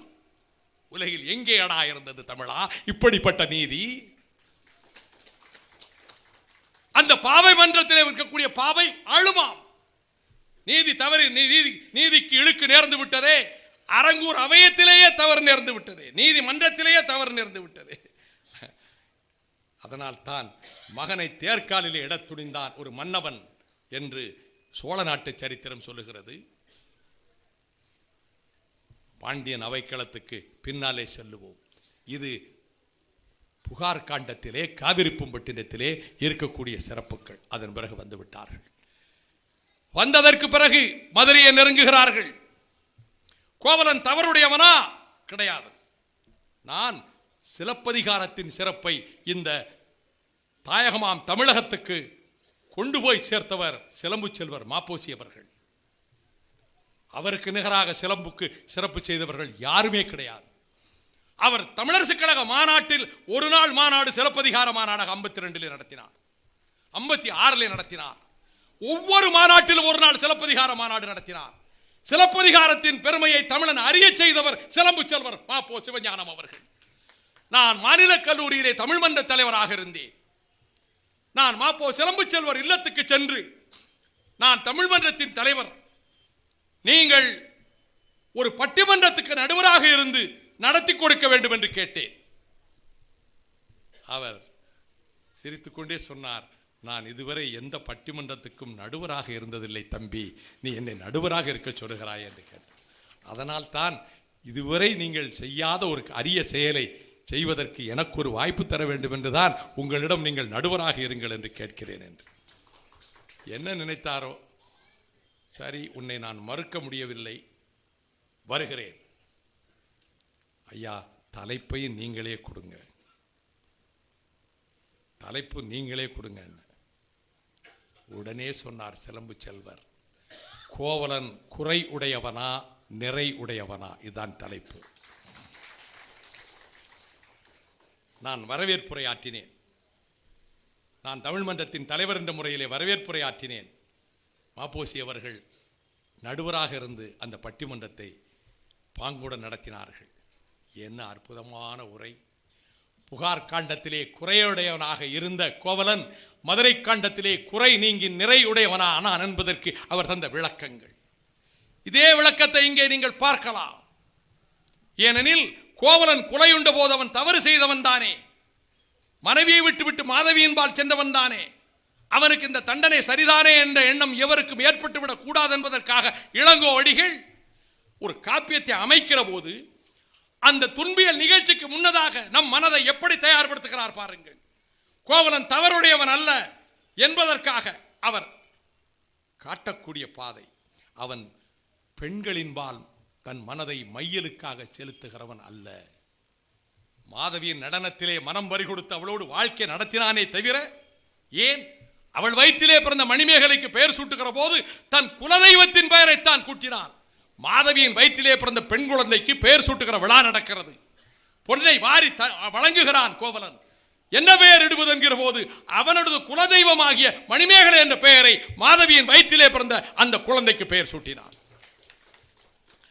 அந்த கோவலன் இந்த காட்டு வழியிலே வழுகிற போது கானுரை தெய்வம் ஒன்று இவனுடைய அழகில் மயங்கி வசந்த மாலையின் வடிவிலே வந்து மாதவியினுடைய கடிதத்தை முதலிலே எடுத்துக்கொண்டு வந்தாள் அல்லவா வசந்த மாலை, அவள் தோழி, அவள் வடிவத்திலே வந்து கோவலனிடத்திலே வந்து அவனை மயக்க வேண்டும் என்று கருதி, நான் திரும்ப கொண்டு போய் நீ கடிதத்தை வாங்க மறுக்கிறாய். கோவலனுக்கு ஒரு கடிதத்தை, காதல் கடிதத்தை அனுப்பினாள். அது அற்புதமான கடிதம், நேரம் இல்லாதனால் விவரிக்க முடியும். அந்த கடிதத்தை எப்படி எழுதினால், எதை கொண்டு எழுதினால், எந்த பூக்களை கொண்டு எழுதினால், எப்படி அந்த பித்திகை பூவை வெற்று அதை செம்பஞ்சு குழம்பை தோத்து அந்த கடிதத்தை எழுதினாள் என்று அருமையாக இளங்கோ வர்ணிக்கிறார். அந்த கடிதத்தை கோவலன் கையில் வாங்கவே இல்லை.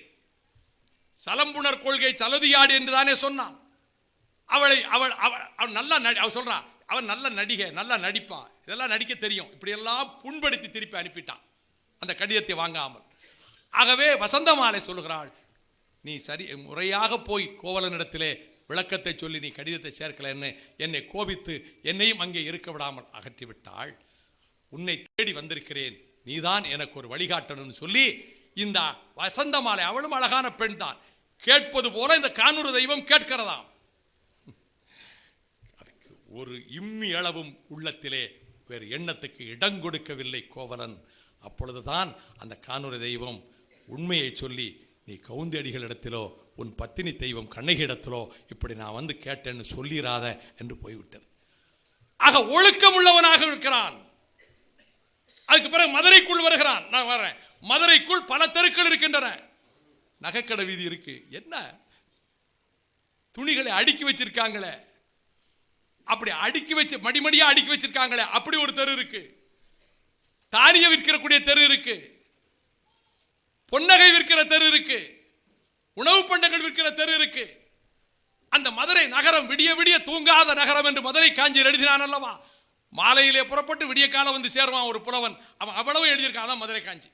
மதுரை இரவு பூரா விழித்துக் கொண்டிருக்கிறது, இரவெல்லாம் என்ன நடக்கிறது எழுதியிருக்கான். அப்படிப்பட்ட மதுரை. அந்த மதுரையில் கணிகையர் வீதி இருக்கிறது, பரத்தையர் வீதி இருக்கிறது. அந்த வீதி வழியாகவும் செல்லுகிறான் கோவலன். அழகான பெண்கள் இருக்கிறார்கள், எழில்மிக்க நங்கையர் இருக்கிறார்கள். அவன் சித்தம் சிதறவில்லை, அவன் மனதிலே ஒரு அணு அளவும் அவனுக்கு காம இச்சை எழவில்லை. இதை இளங்கோ சொல்கிறான். ஆக அவன் உள்ளத்தில் காம இச்சை இல்லை. அது மட்டுமல்ல, அவன் உன்னதமான குணங்களை கொண்டவனாக இருக்கிறான் என்பதை கூறுவதற்காகவே, அவனுடைய இயல்புகளை கூறுவதற்காகவே அங்கே வரக்கூடிய மாடல மறையோன், அந்த மாடல மறையோன் சொல்றான் இந்த கோவலனை பற்றி, இவன் கடக்களிர் அடக்கிய கருணை மறவன், மணிமேகலை பிறந்தநாள் விழாவின் போது பொன்னை அள்ளி கொடுத்தவன், ஒருவனை பாதுகாக்க வேண்டும் என்பதற்காக மதம் பிடித்து வந்த யானையை அடக்கக்கூடிய வலிவு மிக்கவன், தோல் வலிவு மிக்கவன், மன திண்மை மிக்கவன். யார் கோவலன்? அவன் வணிகனின் மகன் மட்டுமல்ல, அவன் வணிகன் மட்டுமல்ல, வீரன், யானையை அடக்கக்கூடிய வல்லமை பெற்றவன், கடக்களிர் அடக்கிய கருணை மறவன். அப்படிப்பட்ட அவன் தன்னுடைய உற்றார் உறவினர்கள், தன்னுடைய சுற்றத்தார்கள் பசிப்பிடியெல்லாம் போக்கிய அவன் செம்மல் அல்லவா. உறவினர்கள் வறுமையெல்லாம் போக்குவதற்கு அள்ளி கொடுத்த செம்மல் அல்லவா. அதை போல கணவன் மனைவி, கீரிப்பிள்ளை கதை தெரியும் அல்லவா. நான் நேரத்தின் கதையை கருதி அந்த சொல்வதற்கு எனக்கு வாய்ப்பில்லை. அந்த கீரிப்பிள்ளையின் தலையிலே தண்ணீர் பானையை போட்டு பிள்ளையை கொண்டு விட்டது என்று கருதி, தவறாக கருதி, பாம்பை கடித்து குதறி வாயிலே வந்து ரத்தத்தோடு நிற்கிற கீரி, உள்ளே தொட்டிலில் தூங்குகிற பிள்ளையை காப்பாற்றி விட்டோம் என்று சொல்ல வந்த அந்த கீரி பிள்ளை வாயிலே ரத்தத்தை பார்த்து தண்ணீர் குடத்தோடு வந்த அந்த பெண் தன் பிள்ளையைத்தான் கடித்து கொண்டு விட்டதோ என்று சொல்லி அதன் தலையிலே போட கீரி பிள்ளை நசுங்கி செத்து போய்விட்டது. கண்ணால் காண்பதுவும் போய், எதையும் பார்த்து எதையும் தவறான முடிவுக்கு வந்து விடாதீர்கள் என்பதற்காகத்தான் இந்த காட்சி. அந்த கணவன் மனைவிக்குள்ளே ஏற்பட்ட மனச்சங்கடத்தை போக்கி அவர்களுக்கு உருவருள் கொடுத்து நல்வழிப்படுத்த செல்லா செல்வன், நல்ல வழிகாட்டியவன், இவ்வளவு உயர்வுடையவன். ஆகவே கோவலனிடம் எந்த குறையும் கிடையாது. இத்தகைய சிறப்புகளோடு அவர்கள் மதுரைக்கு வருகிற போது அந்த மதுரையினுடைய சிறப்பை இந்த மாங்காட்டு மறையோன் தென்னவன் சொல்லுகிறான். தென்னவன் நாடு இங்கே பாண்டிய மன்னர்கள் நாட்டிலே நீதி இருக்கிறது, இங்கே தீங்கு எதுவும் வராது, தீமையே வராது, இங்கு தீங்கு வராத நாடு.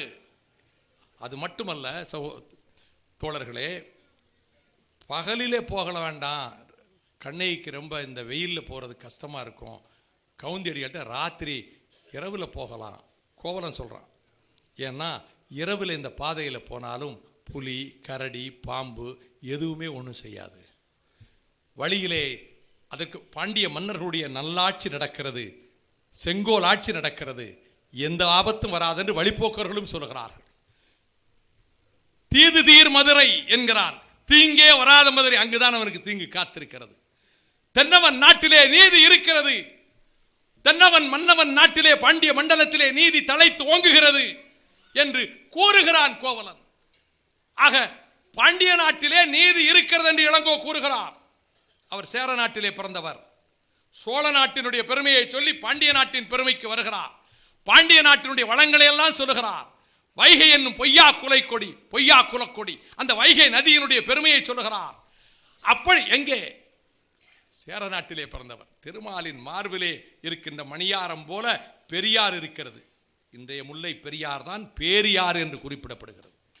பேரியார் அது திருமாலின் மார்பிலே இருக்கக்கூடிய மணியாரம் போல் இருக்கிறது. இளங்கோ குறிப்பிடுகிறாரே. இந்த பாண்டிய நாட்டினுடைய வளத்தை எல்லாம் சொல்லி மாதரியின் வீட்டிலே அது ஆயர்பாடி அடைக்கலம் போய்விட்டார்கள். அதாவது 7 இசை என்பது தமிழரின் இசைதான் என்பதற்கு அதிலே ஒரு குறிப்பு இருக்கிறது. அப்படி நான் காலத்தின் அருமை கருதி விவரிக்க விரும்பவில்லை. ஆயர்பாடியிலே 7 இசை சிறப்பை பற்றியே அரை மணி நேரம் என்னால் பேச முடியும்.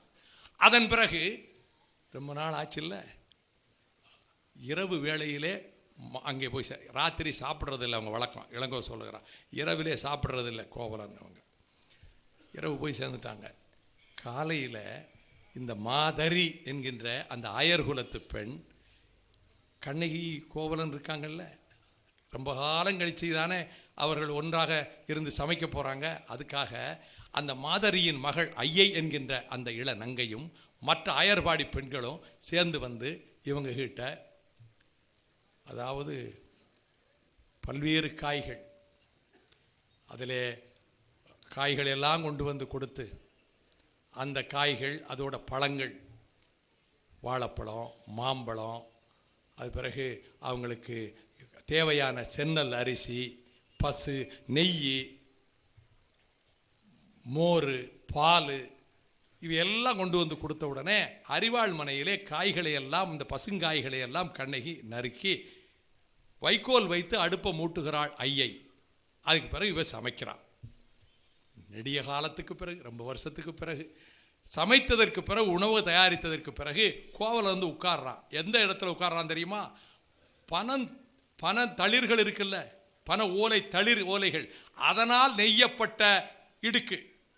பல கிராமத்தில் எனக்கு தெரிய இந்த மாதிரி இது ஓலை வீடுகளில் கீழே போட்டு உட்கார்றதுக்கு இருந்ததை நான் பார்த்துருக்கிறேன்.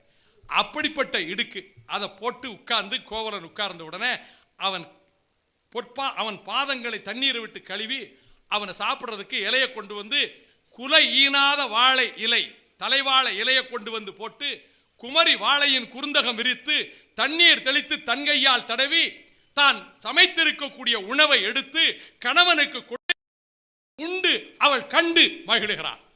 அப்பொழுது இப்போ வந்து சொல்றான், உன்னை வந்து உடனே புறப்படுன்னு சொல்லி இந்த கொடுமையான பாதைகளில் இவ்வளவு வேதனையோட உனக்கு இவ்வளவு கஷ்டத்தை கொடுத்துட்டனே, அதை நினைச்சு நான் ரொம்ப வருத்தப்படுறேன்னு கோவலன் இப்போ வருந்துகிறான்.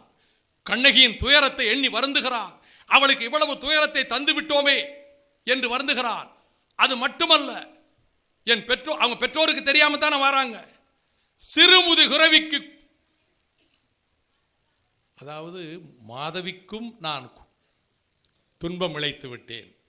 என்ன, எப்போ மாறினா? காட்டில் தான் மாறினா.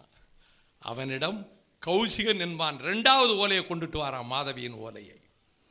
அதாவது கண்ணகி, மாதவி, கோவலன், பாண்டியன், நெடுஞ்செழியன், மாதரி, அதன் பிறகு வஞ்சிக்காண்டத்திலே இமயம் வரை சென்று படையெடுத்து சென்று குயிலாலுவத்திலே கனக விசையர் முடித்தலை நெறித்து கண்ணகிக்கு இமயத்தில் கல்லெடுத்து நீர்ப்படை செய்து திரும்பிய சேர மன்னன் செங்குட்டுவன், இப்படி ஒவ்வொரு பாத்திரத்தையும் சொல்லிட்டே போகலாம். அதில் மாதவி என்கிற பாத்திரம் 2000 ஆண்டுகளுக்கு முன்னாலே இருந்த இந்த சமூக வாழ்க்கையில் அவர் சொல்லுகிறான், சிறுமுது குறவிக்கு குறவியும் செய்தேன்.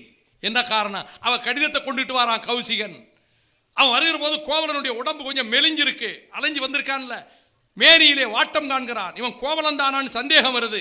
உடனே ஒரு செடிக்கு பக்கத்திலே போய் மாதவி கொடு என்று சொல்லுவதை போல அவன் பேசுறான். மாதவிங்கிற பெயரை உச்சரித்த உடனே கோவலன் வந்து என்ன சொன்னேன்னு வந்து பக்கத்தில் வர்றான். அப்போ இவன் கோவலன் தான் நினைத்து கொண்டு கடிதத்தை நீட்டுறான். மாதவி கொடுத்த கடிதம். முதல் தடவை வசந்த மாலை கொண்டு வந்து கொடுத்த போது அவன் கடிதத்தை வாங்க மறுத்து விட்டான். இப்பொழுது கடிதத்தை வாங்குகிறான். மாதவியின் கடிதத்தை வாங்குகிறான். இங்கே காதலனுக்கு காதலி எழுதுவதாக அவள் எழுதவில்லை. காதலனுக்கு காதலி எழுதுவதாக எழுதவில்லை. கோவலனை அடிகள் என்று சொல்லி, அடிகள் முன்னர் யான் அடி வீழ்ந்தேன். கோவலனை அடிகளாக கருதி உங்க காலில் விழுகிறேன். அடிகள் முன்னர் யானடி வீழ்ந்தேன். வடியா கிளவி மனக்குடல் வேண்டும். இந்த கடிதத்தை தவறு இருக்கலாம், குறை இருக்கலாம், பொறுத்துக்கிட்டு இந்த கடிதத்தை படிங்க. வடியா கிளவி மனக்குழல் வேண்டும்.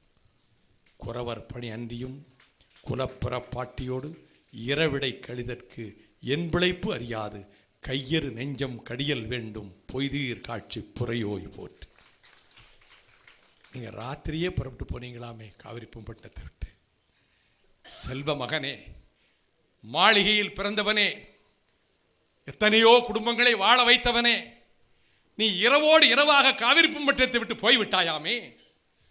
உன் பெற்றோருக்கு தெரியாமல், உன் மாமன் மாமிக்கு தெரியாமல் இந்த இரவு வேளையிலே நீ சென்று விட்டாயாமே.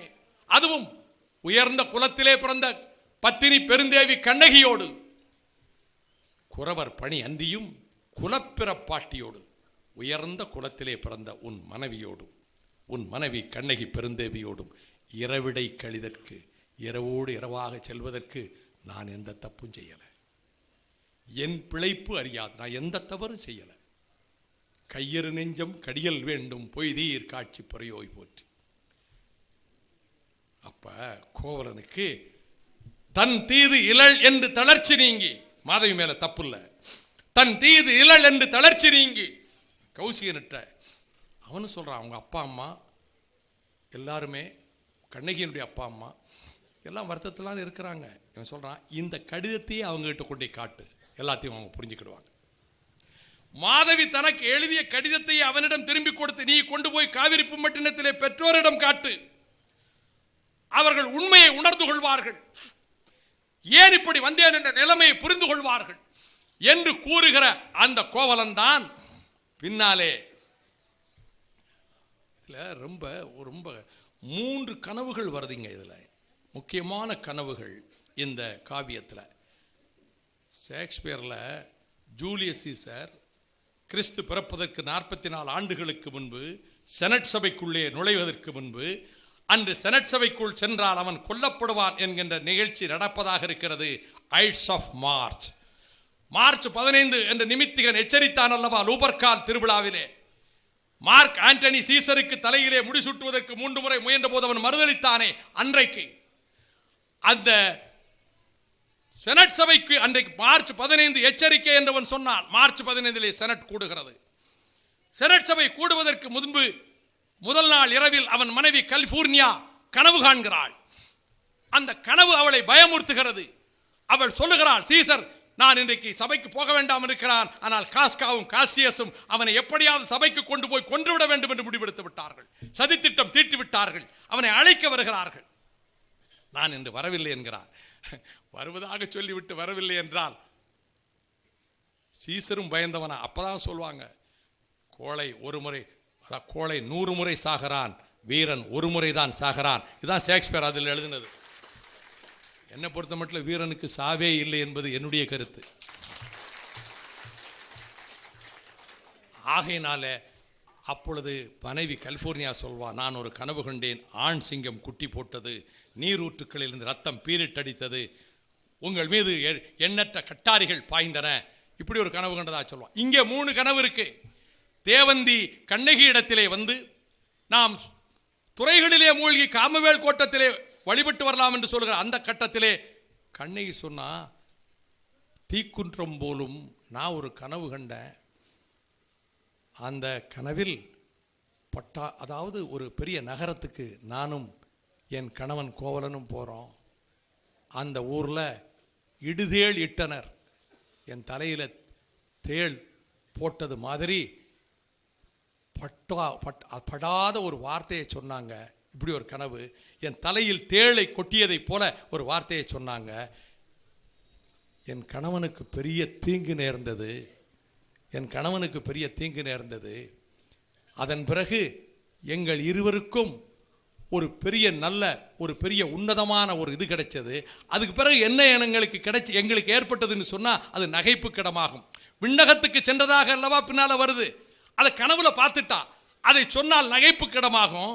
தீக்குற்றம் போலும் செறிதுடி என்று தேவந்தி இடத்துல சொன்னா கண்ணகி. கோவலன் பிரிந்திருந்த போது ஒரு கனவு கண்டேன், ஒரு நகரத்துக்கு சென்றேன், அங்கே தேள் கொட்டுவதை போல தலையிலே வந்து தேள் கொட்டுவதை போல ஒரு சொல்லை சொல்லிவிட்டார்கள். என் கணவனுக்கு தீங்கு நேர்ந்தது. என்னுடைய அருமை சகோதரர்களே, 92ஆம் வருடம் இந்த பொன்னமராவதியில் கம்பன் கழகத்தில் நான் வந்து உரையாற்றிவிட்டு சென்றேன். 93 அக்டோபர் 3ஆம் தேதி நான் ஒரு அறிக்கை தந்தேன். நான் அரசியல் பேசவில்லை, நான் ஒரு அறிக்கை தந்தேன். இதே சொல்லை அன்றைக்கு நான் பயன்படுத்தினேன். இளங்கோ பயன்படுத்தியதனால் அல்ல, என் உள்ளத்திலே ஏற்பட்ட வேதனை, என் நெஞ்சில் வெடித்த துயரம், என் நெஞ்சில் பாய்ந்த ஈட்டிகள், அதன் காரணமாக சொன்னேன். 1000 நச்சு பாம்புகள் என்னை தீண்டிவிட்டன, 1000 தேள்கள் என்னை கொட்டிவிட்டன என்று 93 அக்டோபர் 3ஆம் தேதி பிற்பகலிலே ஒரு அறிக்கை கொடுத்தேன். இங்கே கண்ணகி கனவிலே சொல்லுகிறாள், தலையிலே தேள் வந்து கொட்டிற்று, ஒரு அடாத பழி எங்கள் மீது விழுந்தது, என் கணவன் அவனுக்கு பெரும் துன்பம் நேர்ந்தது, தீங்கு நேர்ந்தது. இதே போல ஒரு கனவு கோவலனுக்கு வருகிறது. அவன் இதை பற்றி சொல்லுகிறான். எங்கே மதுரைக்கு நுழைவதற்கு முன்பு அவன் சொல்லுகிறான், நான் ஒரு கனவு கண்டேன். அந்த கனவு மிகுந்த அந்த கனவில் நான் பெரும் துன்பத்துக்கு ஆளானேன் என்று சொல்வதற்காக என் உடைகளெல்லாம் அவிழ்க்கப்பட்டு ஒரு எருமை கடாவின் மீது ஏற்றப்பட்டேன். ஒரு பெரும் துன்பம் நேர்ந்தது. அப்படி ஒரு துன்பம் நேர்ந்ததன் விளைவாக அதன் பிறகு நானும் கண்ணகி பெருந்தேவியும் ஒரு உன்னத நிலைக்கு போனோம். என் மகள் மணிமேகலையை மாதவி புத்த அரவோனிடத்திலே ஒப்படைத்தாள். இப்படி நான் ஒரு கனவு கண்டேன். ஒரு பெரும் துன்பம் எனக்கு வரப்போகிறது என்று எண்ணி புகார் நகரத்தை விட்டு நான் வந்து விட்டேன். மதுரைக்குள்ள நுழையிறதுக்கு முன்னாடி சொல்றான். ஆக இந்த கனவு, இதற்கு பிறகு அவன் ஒரு 2 சிலம்புல ஒரு சிலம்பு தான் எடுத்துட்டு போறான். அதை சொல்லுகிறார் இளங்கோ. ஒரு சிலம்பை எடுத்துக்கொண்டு மாறி வருவன். நான் இதை போய் சிலம்பு முதலாக கொண்டு உலர்ந்த பொருள் ஈட்டுவேன், கலனை ஈட்டுவேன். நான் தொலைத்த பொருளை எல்லாம் இந்த ஒரு சிலம்பை வச்சு இதை முதலாக வைத்து நான் மீட்டு கொண்டு வருவேன்.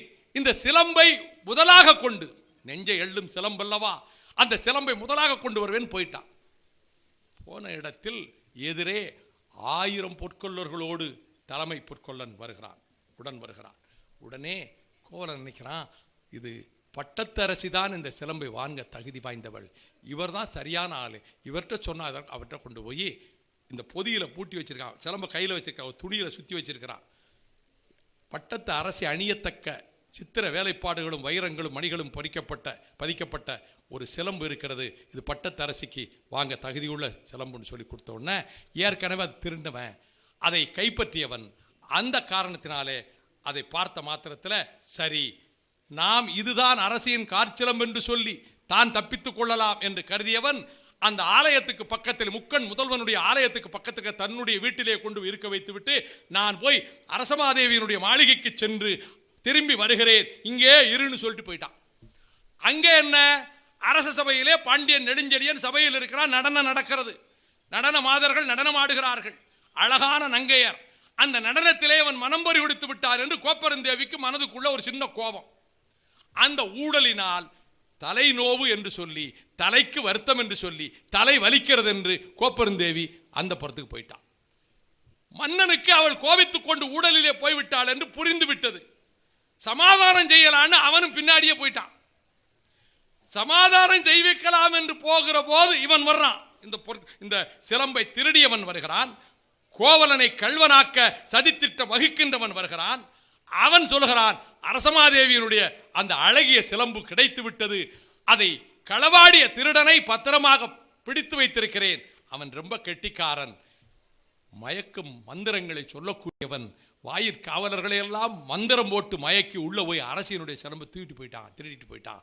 அவனை நான் கைப்பற்றி வைத்திருக்கிறேன் என்ற உடனே காவலர்களை அழைத்து கொன்று அதை சிலம்பை கொண்டு வருக என்று சொல்லிட்டான். ஆராயாது வழங்கிய தீர்ப்பு என்பதற்கு அடிப்படை இதுதான். அதுக்கு என்ன காரணம்? அதுக்கு ஊழ்வினை காரணம். அதாவது வினை விளை காலமாதலின் தேரான் ஆகிவிட்டான். வினை விளை காலமாதலின் இந்த பாண்டிய மன்னனுக்கு வினை விளை காலம். அதுக்கெல்லாம் நிறைய செய்திகள் இருக்கு, அதுக்குள்ள போக விரும்பல. சிங்கபுரம், கபிலபுரம், அதை பற்றி சொல்லக்கூடிய செய்திகள் அதெல்லாம் ஒரு வாரம் பேசணும் தொடர்ந்து. ஆகையினாலே இப்படி இந்த காரணத்தினாலே பாண்டிய நெடுஞ்சனுக்கு வினை விளை காலம். ஆகையினால் இவங்க வந்தாங்க. கோவலங்கிட்ட வந்த உடனே இந்த 2 பேர் வாயில் காவலை அழைச்சிட்டு வராங்கல்ல, வந்து பார்த்தவுடன் அதிலே ஒருவன் சொல்கிறான், இவனுடைய அங்க அவயவ லட்சணங்களை பார்க்கிற போது இவன் கொலைக்கு உரியவன் அல்ல, இவன் கொலை செய்யப்பட வேண்டியவன் அல்ல, இவன் உத்தமனாக தெரிகிறான், இவன் நல்லவனாக தெரிகிறான், இவன் எப்படி கொலை செய்யறதுன்னு கேட்கிறான். உடனே இந்த சிலம்பை திருடியவன் இருக்கிறான், அவன் சொல்றான், திருடர்கள் எல்லாம் எவ்வளவு கெட்டிக்காரன் தெரியுமா, எவ்வளவு கெட்டிக்காரத்தனமா திருடுவாங்க தெரியுமா. அதுக்கு பல செய்திகளை சொல்றான். இப்போ உங்களை உடனடியாக அனைவரும் ரசிக்க வைக்கணும்னா ஒரே வார்த்தையில் என்னால் சொல்ல முடியும்.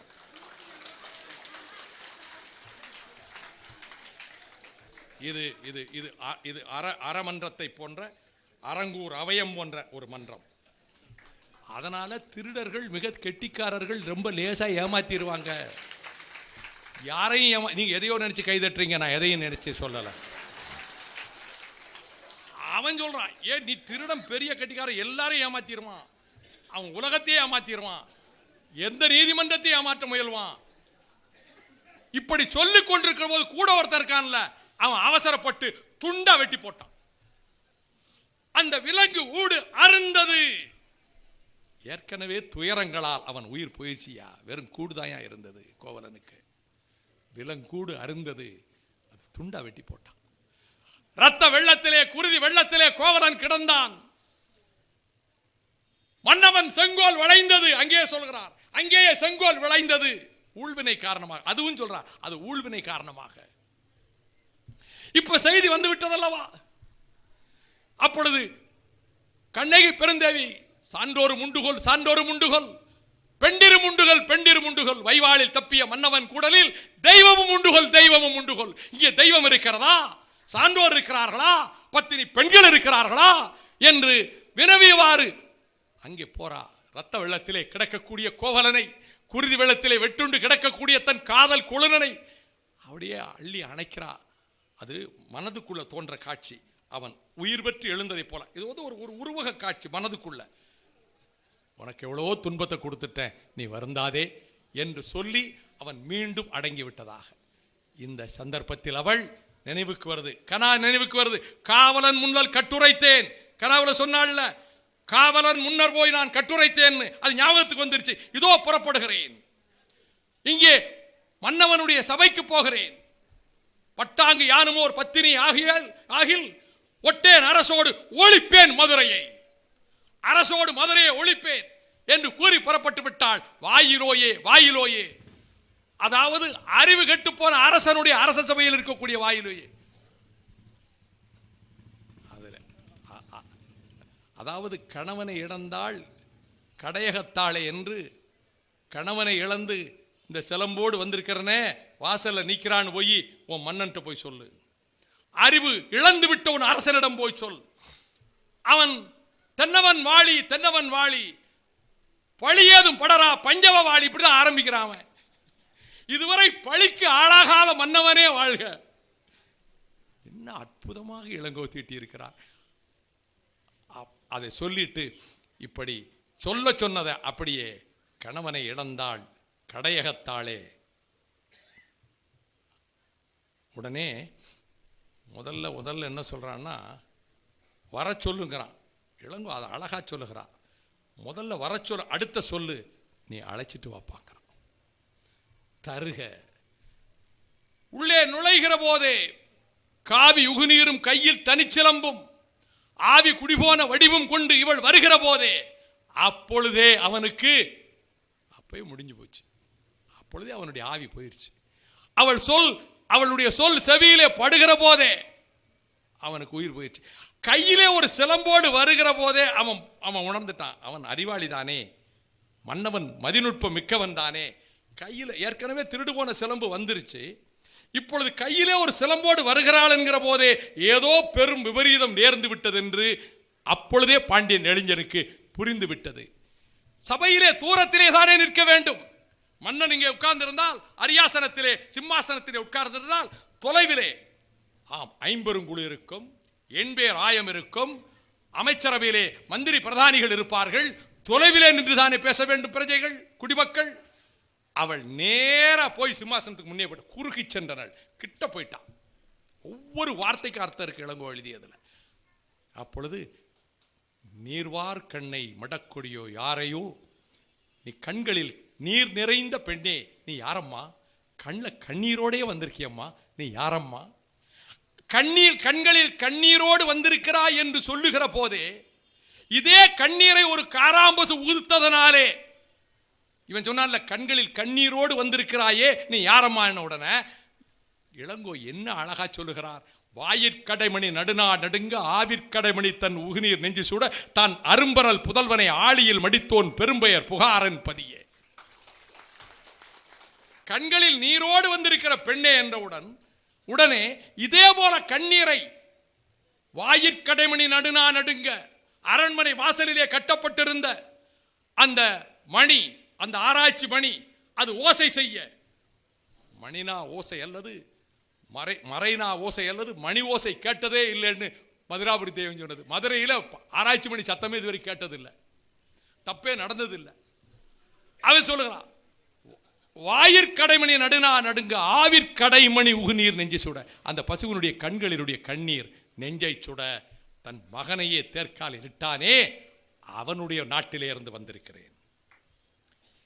எள்ளரு சிறப்பின் இமயவர் வியப்ப புள்ளுரு புண்கள் உருத்தோன் தீர்த்தோன் அன்றியும் சிபியருடைய வரலாற்றை சொல்லி அந்த மண்ணிலே இருந்து வந்திருக்கிறேன்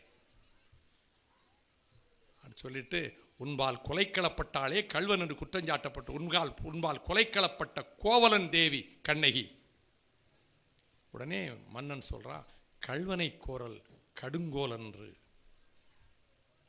கல்வனை கொல்வது அது கொடுங்கோன்மை இல்லம்மா. உடனே கண்ணகி அந்த இடத்துல தான் கல்வனை கோரல் கடுங்கோல் என்ற உடனே நத்திரம் படரா கொற்கை வெந்தே. கொற்கையிலே முத்துக்கள் விளைகின்றன. ஒவ்வொரு சொல்லு இளங்கோவை அதாவது அற்புதமான காவியம், 3 நாடுகளை பற்றிய காவியம். கொற்கையில் முத்துக்கள் விளைகின்றன, பாண்டிய நாட்டு முத்துக்கள்.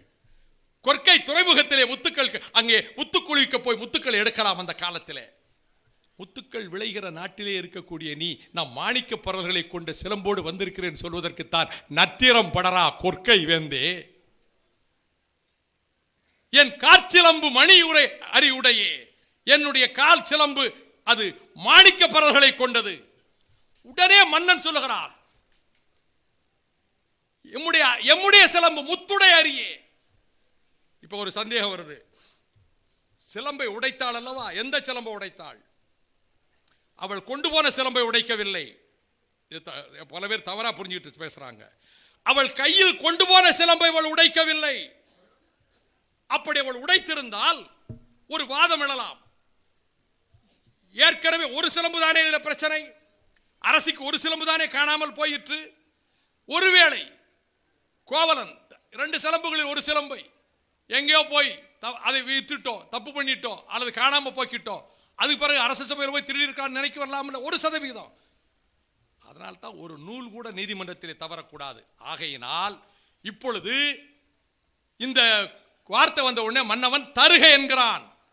கோவலனிலிருந்து அவன் கொல்லப்பட்டு கொண்டு வரப்பட்ட சிலம்பை கொண்டு வந்து வைக்கிறார்கள். இதைத்தான் வாசுபமாணிக்க எழுதியிருக்கிறார்.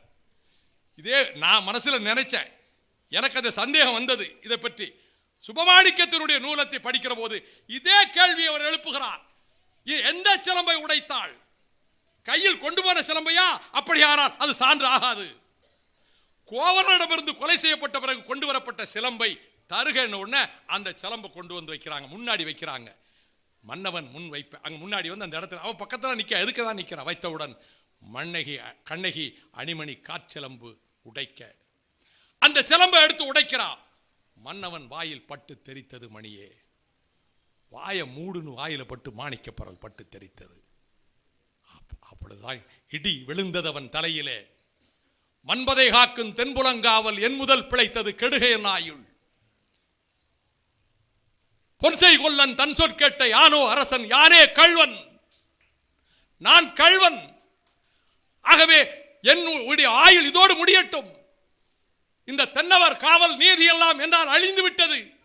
மன்பதை காக்கும் தென்புலங்காவல் என் முதல் பிழைத்தது கெடுகையன் ஆயுள். அப்பொழுதே அவனுடைய உயிர் கீழே விழுந்து. அதே வேளையில் இதுல என்னன்னா, கோப்பெருந்தேவி இந்த கண்ணகி வர்றதுக்கு 2 நிமிஷத்துக்கு முன்னாடி உள்ள வர்றா. அவ உள்ள வர்றதுக்கு ஒரு 2-3 நிமிடத்துக்கு முன்னாடி மன்னன் கிட்ட சொல்ல ஆரம்பிக்கா. என்ன சொல்ல ஆரம்பிக்கா? தோழி கிட்ட சொன்னதை சொல்ல ஆரம்பிக்கா. நான் ஒரு கனவு கண்டேன் நேற்று. அந்த கனவில் இங்கே செங்கோலும் குடையும் வெண்கொற்ற குடையும் முறிந்து விழுந்தது. மணி ஓசை, ஆராய்ச்சி மணி ஓசை கேட்டது. இரவிலே வானவில் எழுந்தது. பகலிலே நட்சத்திரங்கள் தெரிந்தன.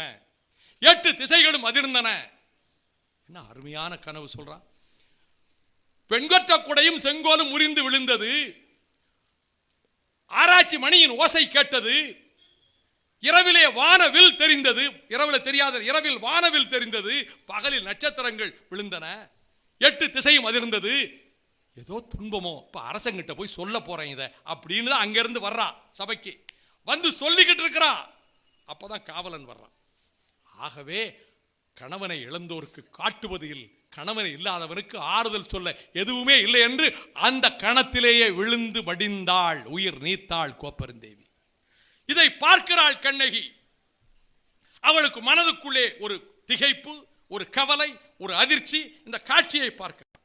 இருப்பினும் அவளுக்கு ஒரு அதாவது சித்தம் சிதறி அந்த வேதனையை தாங்க முடியல. கோவலன் கொலை செய்யப்பட்ட பிறகு அவளுக்கு தன் நிலையிலே இல்லை. அவ துர்க்கை. அதனாலதான் அவள் அங்கிருந்து புறப்பட்டு வந்து மதுரையை சுற்றி சுற்றி வர்றா. மதுரை மாநகரை சுற்றி சுற்றி வருகிறாள். அவளே சொல்றா, நான் மதுரை நகருக்கு எரியூட்டியது தவறா? தவறு இல்லைங்கிறதுக்கு அவளே சொல்லுகிறாள். ஏன் தவறு இல்லை? என் கணவனுக்கு எவ்வளவு பெரிய தீங்கு நேர்ந்தது, எவ்வளவு பெரிய தவறு நேர்ந்தது. அதனால் நான் தீ மூட்டினேன். பார்ப்பார் அறவோர் பசு பெண்டிர் குளவி இவர்கள் பக்கம் சேராமல் தீத்திரத்தார் பக்கமே சார்க. குழந்தைகளை, பெண்களை, அறநூல் வல்லுநரை, மறையோரை, அவர்கள் வயதில் மூத்தவர்களை, குழந்தைகளை சாராமல் தீத்திரத்தார் பக்கமே இது தீ எரியட்டும் என்று சொன்னாள். அப்பொழுது கன்றுகள் பசுக்கள் ஓடுகின்றன. யானைகள் குதிரைகள் கோட்டையை விட்டு வெளியே ஓடுகின்றன. பற்றி எரிகிறது தீ. இதில் ஒரு அரிய காட்சி பின்னால வஞ்சிக்காண்டத்திலே இதை பற்றி மாடல மறையோன் செங்குட்டோன்ட்ட என்ன நடந்ததுன்னு சொல்லுகிற போது அது ரொம்ப அருமையான காட்சிங்க. அந்த இடத்துல இந்த மாதரி என்கின்ற ஆயர்குல நங்கை, இந்த இடையர் குலம் என்று சொல்லப்படும் அந்த சிலப்பதிகாரத்தில் அந்த ஆயர் பாடியில் இருக்கக்கூடிய அடைக்கலமாக, தாயே இவளை வச்சு காப்பாத்தம்மான்னு கவுந்தேரிகள் விட்டுட்டு போனாங்களே, அந்த மாதரி தன் மகள் ஐயையெல்லாம் காட்டான். அவ அடைக்கல பொருளாக வந்தவளை இழந்தேன். கோவலன் மடிந்தான், கோமகன் அரசன் தவறு செய்தான், நான் அடைக்கலமாக வந்த கோவலனை இழந்தேன், கண்ணகி இழந்தேன், இங்கிருந்து போயிட்டாள் என்று பற்றி எரிகிற மதுரை நெருப்பிலே பாய்ந்து உயிரை விட்டாள். எரியும் தணலிலே தன்னுடைய பாய்ந்து மாய்ந்து உயிரை தந்தாள். இதன் பிறகு கண்ணகி அப்படியே நடந்து வர்றா. எங்க முதல்ல சுத்தி வர்றா. அப்படியே வேதனை, அப்படியே நெருப்பா இருக்கிறா. ஞாயிறு கிட்ட போனா நெருப்பாக இருக்கும், நெருப்பாக இருக்கிறா. வலது கையால் இடது கொங்கையை திருகி மதுரை மீது வீசி எறிந்தாளே, அப்பதான் தீ பிடிக்குது. அதன் பிறகு குன்றம் வரை வருகிறாள். அப்படியே வர்றா. குன்றத்திலே அந்த மரத்தடியில் நிற்கிற போது கொஞ்சம் அமைதி பெறுகிறாள். அப்பொழுது அமைதி இருக்கிற போது வானவர்கள் கோவலனை காட்டி அழைத்து விண்ணகத்துக்கு தேரில் இட்டு சென்றதாக, அங்கிருக்கிற குறவர்கள் அனைவருமே இதை பார்த்ததாக, குன்ற குறவர்கள் கண்டதாக, இந்த காட்சியை கொண்டு போய் சேர வேந்தன் இமயவரம்பன் நெடுஞ்சேரலாதனுடைய மூத்த மகன் இமயவரன்ப நெடுஞ்சேரலாதன் இமயத்திலே விற்கொடியை பொறித்தவன். அவன் மகன் சேரன் செங்குட்டுவன் வேண்மாளோடு இருக்கக்கூடிய இடத்துக்கு போய் இந்த செய்தியை சொல்லுகிறார்கள். இதுதான் விஷயம். இதை சொல்லுகிற போது, வேண்பாள் இருக்க இடத்திலே சொல்லுகிற போது, சாத்தனாரும் அங்கே இருக்கிறார். மணிமேகலை எழுதிய சாத்தனார் என்று வைத்துக் கொள்ளுங்கள். அப்போ என்ன நடந்ததுன்னு கேட்கிற போது சாத்தனார் இந்த கதையெல்லாம் சொல்லுகிறார், இந்த நிகழ்ச்சியெல்லாம் சொல்லுகிறார். புகாரில் இருந்து வந்து இங்கே கோவலன் கொலை செய்யப்பட்டு பாண்டியன் நெடுஞ்செழியன் உயிர் நீத்து மதுரை எரிந்து அதற்கு பிறகு கண்ணகி வந்து அமைதி அடைந்து அமைதி உள்ளவளாக போனது. இதில் ஒன்று கவனிக்கணும். பொறாமை இல்ல மன்னர்களிடத்திலே, இளங்கோ காட்டு மன்னர்களிடத்திலே ஒற்றுமை இருந்தது. சேர சோழ பாண்டியர்களிடத்திலே அப்படி ஒரு தமிழகத்தை உருவாக்க நினைக்கிறார், அப்படி ஒரு தமிழகத்தை நிர்ணயிக்க நினைக்கிறார் இளங்கோவடிகள். அதனால் தான் செங்குட்டுவன் சொல்லுகிறான், அப்படியா, நீதியில் பிழைத்தான், தவறு செய்தான் யார்? இந்த பாண்டிய நெடுஞ்செழியன். என்ற செய்தி என் போன்ற மன்னவர்கள் செவியில் விழுவதற்கு முன்பே நீதி தவறிவிட்டோம் என்று எண்ணி அந்த இடத்தில் உயிர் விட்டான், மடிந்தான், உயிரை தந்தான் என்ற செய்தியை முதலிலே போய் சேர வைத்தவன் அந்த பாண்டியத்து பெருவேந்தன் என்று சேரன் செங்குட்டுவன் சொல்லுகிறான். நெடுஞ்செழிய மன்னவன் நீதி தவறிவிட்டான் என்ற செய்தி என் போன்ற மன்னவர்கள் செவியில் விழுவதற்கு முன்பு தன் ஆவியை தந்து வளைந்த செங்கோலை நேராக நிமிர்த்தி செல்ல தன் ஆவியை தந்தான் என்று. பல்வினை வளைத்த கோலை மன்னவன் செல்லுயிர் செல்கையில் நிமிர்த்தி சென்றது. இதை சொல்றது யாரு? செங்குட்டுவன் சொல்றான். செங்குட்டுவன் தான் இதை சொல்றான். அப்படிப்பட்ட சிறப்புக்குரியவன் பாண்டியன் நெடுஞ்செழியன் என்று செங்குட்டுவன் கூற, இதுல கண்ணகி இதிலே வந்து அவர்களுக்கு காட்சி அளிப்பதாக சொல்லி, இதை வந்து ரொம்ப அருமையான காட்சி. அவள் ஒரு திடீர்னு என்ன மின்னல் கொடி போல ஒரு உருவம் தெரிகிறதேன்னு செங்குட்டுவன் சொல்றான். மின்னல் கொடி போல ஒரு உருவம் தெரிகிறதே கண்ணகி. அவள் தென்னவன் தீதிலன், தென்னவன் மன்னவன் பாண்டியன் நெடுஞ்செழியன் தவறானவன் அல்ல. என்னுடைய ஊழ்வினை, நான் அவனது மகளாகிவிட்டேன், பாண்டியன் நெடுஞ்செழிய மன்னனின் மகளாகிவிட்டேன் என்று கண்ணகி சொல்லுகிறான். அவனது புதல்வியாகிவிட்டேன். இப்படி ஒரு காப்பியத்தை பார்க்க முடியாது. இப்பொழுதுதான் நீங்கள் வஞ்சி காண்டத்திலே அந்த வீர காட்சிக்கு நீங்கள் வருகிறீர்கள். எதனால் கண்ணகிக்கு சிலை எடுத்தான்? வேணுமில்ல காரணம் என்று வானகத்தில் உயர்வு பெற்று விட்டாள். சினத்தீயோடு நெருப்பெனும் வேதனையோடு இந்த பத்தினி தெய்வம் கண்ணகி நம் நாட்டுக்குத்தானே வந்தாள். அவளுக்கு நாம் சிறப்பு செய்ய வேண்டும், அவளுக்கு நாம் சிறப்பு செய்ய வேண்டும். இதனால் தான் பத்தினிக்கு கோட்டம் அமைக்க முடிவு செய்தான். பத்தினிக்கு கோட்டம் அமைக்க முடிவு செய்து அதற்காக கோட்டம் அமைப்பதென்றால் அவளுக்கு சிலை எடுக்க வேண்டும். தமிழர்கள் ஆண்களுக்குத்தான் நடுகள் அமைத்தனர், அதுவரை ஆண் மக்கள் வீரர்களுக்கு நடுகள் அமைத்தனர். ஆனால் அவன் கோட்டம் எழுப்பினான். அந்த கோட்டம் அவன் மட்டுமல்ல, பாண்டியன் நெடுஞ்செழியன் மகன் வெற்றிவேற் செழியனும் அவளுக்கு கோட்டம் எழுப்பினான். பின்னர் சோழ மன்னன் பெருங்கிழியும் கோட்டம் எழுப்பினான். கடல் சூழ் இலங்கை கயவாக மன்னனும் இலங்கையிலே கோட்டம் எழுப்பினான். இங்கே கோட்டம் எழுப்புவதற்கு அவளை உருவத்தை கண்ணகியை கடவுளே சொல்றாயா வில்லவன் கோத. அந்த கடவுள் உருவம் எழுத கல்லொன்று தேவை. புலவர்கள் சொல்றாங்க, பொதிய மலையிலே கல் எடுத்தால் அது சிறப்பாகாது. நீ வில்கொடியை பொறித்தாயே, அந்த இமயத்தினுடைய கல்லை எடுத்து கங்கையில் நீராட்டி காவிரியில் நீராட்டி நீர்ப்படை செய்து அந்த கல்லில் சிலை எழுப்புவதுதான் பத்தினி தெய்வம் கண்ணகிக்கு சிறப்பென்று புலவர்கள் கூறுகிறார். அப்படியானால் இமயத்துக்கு சென்று கல்லெடுத்து வந்து அந்த கல்லை கண்ணகிக்கு சிலை அமைக்க கல்லெடுத்து வர வேண்டும் என்போது படைத்தலைவன் வில்லவன் கோதை சொல்லுகிறான். ரொம்ப அருமையா சொல்றான் வில்லவன் கோதை. இப்பொழுதே வடபுலத்து மன்னர்களுக்கெல்லாம் செய்தி அனுப்பிடுவோம். என்ன செய்தி? வில், கயல், புலி இந்த 3 கொடிகளையும் உங்கள் நாடுகளிலே நீங்கள் பறக்க விட வேண்டும்.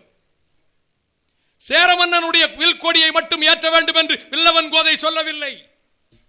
தமிழர்களிடத்திலே ஒற்றுமை வேண்டும் போர்க்களத்துக்கு செல்லுகிற போது என்பதற்காக இதை நான் குறிப்பிடுகிறேன். ஒன்றுபட்டு எழுவானால் இந்த இனத்துக்கு நிகரான இனம் இந்த அகிலத்திலே இல்லை, உலகிலே இல்லை. சொல்லுகிறான், விற்கொடியும் கயல் கொடியும் புலிக்கொடியும் பறக்கட்டும் வட நாடுகளிலே. செய்தி அனுப்புங்கள், செய்தி அனுப்புங்கள். அதாவது வில் எழுதிய அந்த இமயத்தில் புலியும் கயலும் எழுத வேண்டும் இளங்கோ சொல்லுவார். இதை சொன்ன உடனே அமைச்சராக இருக்கிற அழும்பில்வேல் சொல்லுகிறார், வில்லவங்கோத இதுக்கு வடநாட்டுக்கு தகவல் அனுப்ப வேண்டாம்ப்பா, இந்த நாவலந்தீவு பூரா இருக்கக்கூடிய பகை நாட்டு ஒற்றர்கள் நம்ம நகரனுடைய கடை வாசல்லையே கிடக்கிறான் பாருங்க. நம்ம என்ன பேசுகிறோம்னு ஒற்றர்கள் வந்து கேட்பாங்கன்னு நீங்கள் நினைக்கிறீங்கல்ல. அவன் சொல்கிறான், அழும்பில்வேல் அமைச்சர் சொல்லுகிறார், எப்பா இதுக்கு வடநாட்டுக்கு செய்தி அனுப்ப வேண்டாம், எல்லா வேற்றரசர்களுடைய பகை அரசர்களுடைய ஒற்றர்களும் நம் நகரத்தின் கடைவாயிலேயே காத்து கிடக்கிறான், என்ன செய்தி கிடைக்கும்னு. இங்கே முரசறைந்தால் போதும், அவன் நாட்டுக்கு தகவல் சொல்லிடுவான். இந்த சூழலில் தான் வடபுலத்திலே இருந்து வருகிறார்கள் மாதவத்தார் வந்து செங்குட்டுவனிடம் சொல்லுகிறார்கள். என்ன சொல்லுகிறார்கள் என்றால், அங்கே இந்த மின்னொளிர் பாயும் இமயத்தின் நெற்றியில் வில் எழுதிய காலத்தில் எம்போலு மன்னர் ஆங்கில்லை போலும். இந்த விற்கொடியை பொறிச்சாங்கிறான்ல, என்னை போன்ற மன்னர்கள் ஆங்கில்லை போலும். வில் மட்டும் சொல்லலை, இங்கே தான் பார்க்கணும் இந்த சிறப்பை. இப்போ ஒரு அழைப்புதல்ல நீங்கள் வந்து முத்தமிழ் பாசற, நீங்கள் யார் வரவேற்கிறது, யார் நன்றி சொல்கிறது, யார் முன்னிலை அப்படின்னு பேர் போட்டிருக்கீங்க. இது அரசியலுக்கு அப்பாற்பட்ட ஒரு அமைப்பு. ஒரு எந்த அமைப்புலையும் பேரை போடுகிற போது மனச்சங்கடம் வந்துடக்கூடாது. இவரை முன்னிலையில் முன்னாடி போட்டிருக்காங்க, பின்னாடி போட்டிருக்காங்க, இவர் பேரை கடைசியில் போட்டாங்க, இது வந்து வரும் இல்லை. எந்த அமைப்புலையும் அரசியல் கட்சிகளே வரலாம், பேரை முதல்ல போடலை, ரெண்டாவது போடலை, மூணாவது போடலை. இளங்கோ அதாவது வில்லவன் கோதை சொல்லுகிற போது வில் கயல் புலி இந்த மூன்று கொடிகளும் பறக்கட்டும் இந்த வருஷப்படுத்துறார். இளங்கோ அதையும் எழுதுகிறார். விற்கொடி சேரமன்னன் கொடி, கயல் கொடி மீன் கொடி பாண்டிய மன்னன் கொடி, புலிக்கொடி சோழ மன்னன் கொடி என்று அந்த வரிசைப்படுத்துகிறார். ஆனால் இளங்கோ செங்குட்டுவன் வாயிலாக சொல்லுகிற போது இந்த செய்தி வந்ததல்லவா, இதை எம்போலும் மன்னர் அங்கில்லை போலும் என்று அந்த செய்தியை சொல்ல வருகிற போது விற்கொடி புலிக்கொடி கயல் கொடின்னு வரிசையை மாத்திட்டார். இப்பொழுது புலிக்கொடியை நடுவிலும் மீன் கொடியை கடைசியிலுமாக வைத்து, இதெல்லாம் ரொம்ப நுணுக்கமான செய்திகள். அப்படி சொன்னதுனால, அதாவது வாய்வாள் ஆண்மையில் வண்டமிழ் இகழ்ந்த கனக விசையர், இங்கே மன்னர்னு சொல்லல, தமிழை இகழ்ந்தான். தமிழ் நாட்டை, தமிழ் மண்ணையோ ஒரு சேர நாட்டையோ இகழ்ந்ததா சொல்ல, வாய்வாள் ஆண்மையின் வண்டமிழ் இகழ்ந்த கைவேல் தடக்கை கனகனும் விசையனும். கனக விசையர் தமிழை இகழ்ந்தார்கள்.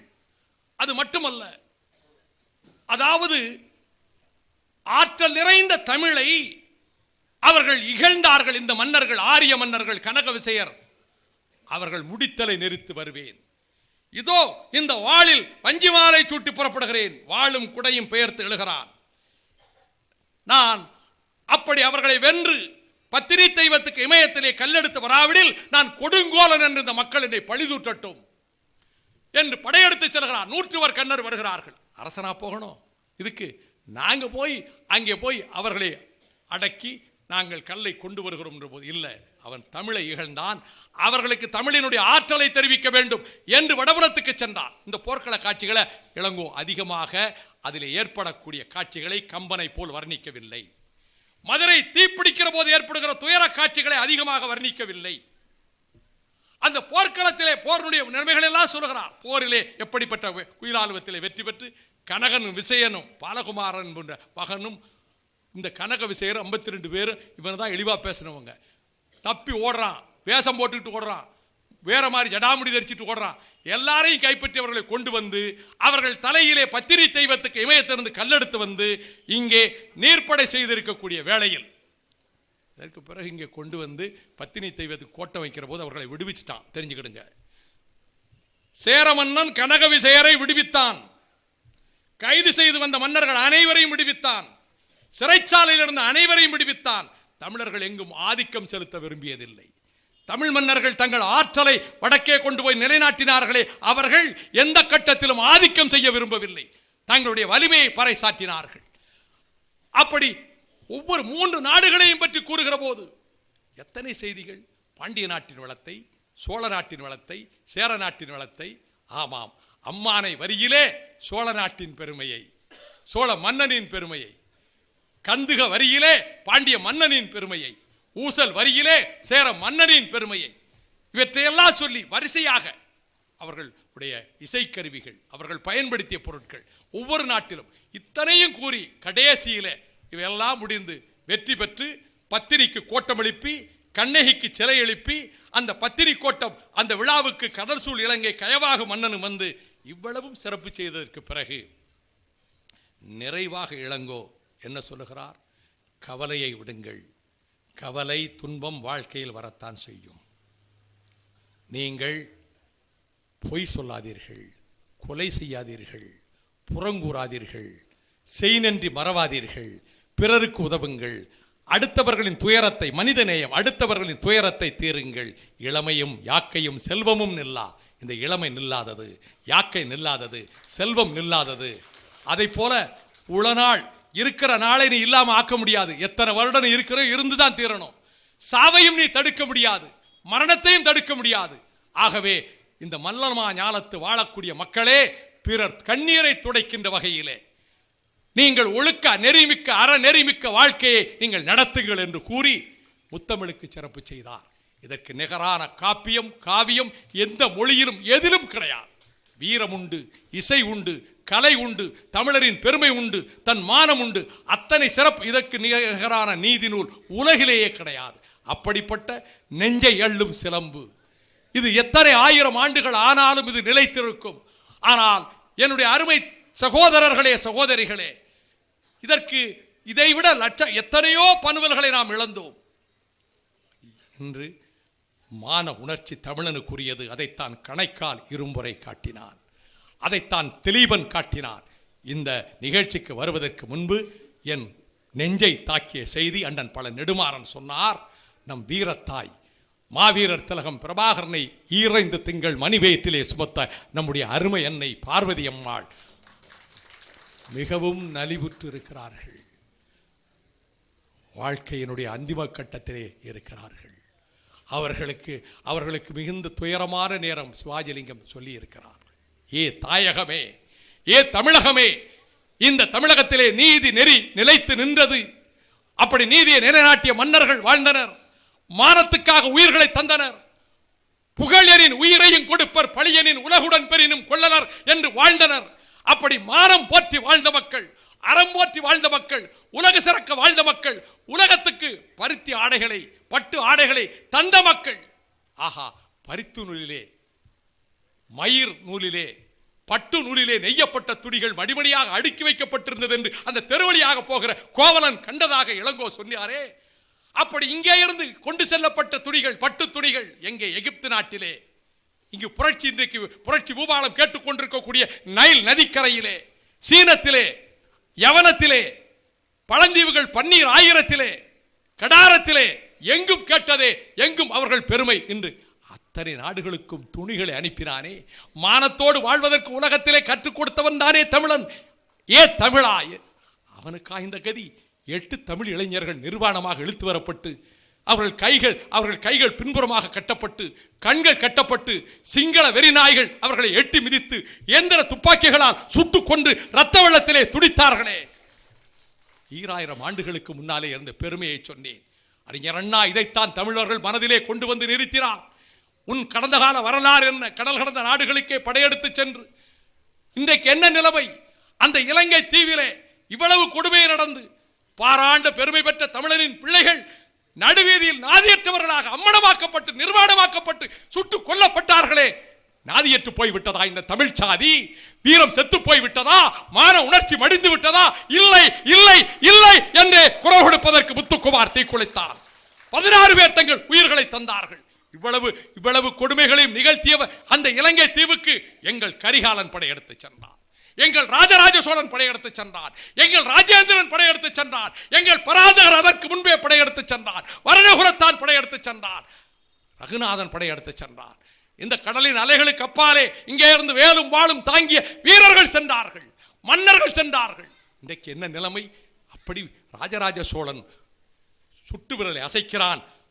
அந்த கப்பலிலே, போர்க்கப்பலிலே வேலும் வாளும் தாங்கிய வீரர்கள் பறக்கிறது புலிக்கொடி, கடல் அலைகள் மீது அந்த போர்க்களம் செல்லுகிறது. இதை பண்டித ஜவஹர்லால் நேரு தன் மகளுக்கு எழுதிய கடிதத்தில், அருமை மகளே, சோழர்களின் வலிமைமிக்க பேரரசிலே ஒரு கப்பல் படை இருந்தது. அந்த கப்பல் படையில், போர்க்கப்பல்களில் போர் யானைகளை ஏற்றிச் செல்லக்கூடிய வலிமைமிக்க கப்பல்களை கொண்டிருந்தார்கள் என்று பண்டித ஜவஹர்லால் நேரு உலக சரித்திர கடிதங்களாக பின்னர் வெளிவந்த அந்த புத்தகம், அது கடிதங்களாக தன் மகள் பிரியதர்சினி இந்திராவுக்கு நைனிட்டால் சிறையிலே இருந்து பண்டித ஜவஹர்லால் நேரு எழுதுகிற போது சோழ பேரரசின் கப்பல் படையை சொன்னார். நான் கேட்கிறேன், குப்தர்கள், மௌரியர்கள் இந்த நாட்டிலே வரையறுக்கப்பட்ட இந்த எல்லைகளை கடந்து எங்காவது சென்றதுண்டா? எங்கள் முன்னோர்கள் சென்றார்கள். கடல் கடந்து சென்று கடல் கொள்ளைக்காரர்களை அடைக்கிறார்கள், கடல் கடந்த நாடுகளை வென்றார்கள். இன்றைக்கு இந்தோனேசியாவிலே, ஏன் வியட்நாமிலே இருக்கின்ற அடையாள சின்னங்கள் சொல்லும். அப்படிப்பட்ட அந்த ராஜராஜ சோழனுடைய திருவுருவப்படம் பாராளுமன்ற சுவரிலே சித்திரமாக வரையப்பட்டிருந்தது. 1986 நவம்பர் 26 மாவீரர் திலகம் பிரபாகரன் பிறந்த நாள். நான் மறக்க முடியாத நாள். அன்றைக்கு பாராளுமன்றத்திலே சொன்னேன், இந்திய அரசுக்கு சொன்னேன், இந்த பாராளுமன்றத்தின் சுவற்றிலே 56வது எண் பொறிக்கப்பட்ட சித்திரத்தை பாருங்கள். எங்கள் மூதாதை, எங்கள் ராஜராஜ சோழன் இலங்கைக்கு படையெடுத்து சென்ற காட்சி எங்கே இருக்கிறது என்றேன். ஒரு வார காலத்தில் அந்த படம் அகற்றப்பட்டது. அதற்கு பிறகு அது எங்கு இருக்கிறது என்று கண்டுபிடிக்க முடியவில்லை. நான் இன்றைக்கு தெரிவிக்கிறேன், நீ படத்தை அகற்றினாய், பண்டித ஜவஹர்லால் நேரு எழுதிய புத்தகத்தை தீ வைத்து கொளுத்து விடுவாயா? சோழ மன்னர்களின் கப்பல் படையிலே போர் யானைகள் ஏற்றிச் செல்கிற கப்பல்கள் இருந்தது. கடல் கொள்ளைக்காரர்களை அடக்கினார்கள். தென்கிழக்கு ஆசிய நாடுகளிலே புலிக்கொடியை வெற்றி கொடியாக ஏற்றினார்கள் என்று சொன்னார்கள். அந்த கடலிலா எங்கள் மீனவர்கள் கொல்லப்படுவது? அந்த கடலிலா எங்கள் மீனவர்கள் ரத்தமும் கண்ணீரும் சிந்துவது? அரசியலுக்காக பேசவில்லை. மான உணர்ச்சியுள்ள இளந்தமிழர் கூட்டம், இளம் தலைமுறையினர் இதை பற்றி சிந்திக்க வேண்டும் என்பதற்காகவே இதை பற்றி, இந்த செய்தியை பற்றி சொல்லுகிறேன். ஆகவே அதற்கு பிறகு ஒரே ஒரு யாழ், எத்தனை யாழ் இருந்தது? சகோட யாழ், செங்கோட்டு யாழ், மகர யாழ், வீணையின் நாதம், அந்த யாழின் இசை. அப்படி யாழ் வாசித்தவள் தானே இசைப்பிரியா. அந்த இசைப்பிரியாவுக்கு ஏற்பட்ட கதியை இந்த கூட்டத்திலே நான் சொல்ல முடியுமா? சிதைக்கப்பட்டாலே 4 மாத குழந்தையை அவள் சிங்கள குடியோரின் குண்டு வீச்சுக்கு பலியாக தந்தாளே, அந்த வீர தங்கை, அவளுக்கு இழைக்கப்பட்ட கொடுமை உலகில் எங்கும் நடக்காதல்லவா? 9 வயது ஒரு சிறுமி வியட்நாம் வீதியிலே குண்டுவீச்சிலே ஓடுகிற ஒரு காட்சியை, ஆடை இல்லாமல் ஓடுகிற 9 வயது சிறுமியினுடைய படத்தை போட்டு உலகமே பொங்கி எழுந்ததே. இன்றைக்கு இசைப்பிரியாவுக்கு ஏற்பட்ட கதி என்ன? அந்த காட்சியை ஈழத்தில் இனக்கொலை, இதயத்தில் ரத்தம் என்று நான் ஒரு குறுந்தட்டு வெளியிட்டிருக்கிறேன். தமிழ் உணர்வாளர்களே, அந்த காட்சியை போடுவதற்கு ஒரு வார காலம் நான் மனதுள்ளதை போராடினேன். பிரதி எடுத்து ஒவ்வொரு இடமும் கொடுங்கள். நான் நெஞ்சை எள்ளும் சிலம்பை பேசியதற்கு காரணம் நீதியும் அறமும், அதன் போல மானமும் வீரமும் தமிழர் நெறியும் தமிழ்நாட்டு மக்களின் இதயத்தில், இந்த தலைமுறையின் இதயத்தில் அது கல்வெட்டாக பதிக்கப்பட வேண்டும் என்பதற்காக மட்டுமல்ல, இந்த இளம் தலைமுறை கடந்த காலத்தையும் எண்ணி, இன்றைக்கு ஏற்பட்டிருக்கக்கூடிய இந்த துயர நிலையை எண்ணி, இந்த நானிலத்திலே தமிழனுக்கென்று ஒரு தேசம் தேவை, தமிழனுக்கென்று ஒரு நாடு தேவை, அது ஈழமாகவே மலர வேண்டும் என்ற உணர்வை பெறுவதே நாம் சிலப்பதிகாரத்தை தந்த இளங்கோவடிகளுக்கு செய்கின்ற தொண்டாகும் என கூறி, நெஞ்சை அள்ளும் சிலம்பு, என் நெஞ்சை விட்டு அகலாத சிலம்பு, நவின்றிட வாய்ப்பு தந்தமைக்கு நன்றி, வணக்கம். தமிழகத்துக்கு என்னால் இந்த உயிர் இருக்கின்ற வரையில், இந்த தொண்டை குழியில் என் ஜீவன் இருக்கின்ற வரையில், இந்த மண்ணுக்கு, இந்த மண்ணில் வாழும் தமிழக மக்களுக்கு நான் ஊழியம் செய்வேன்.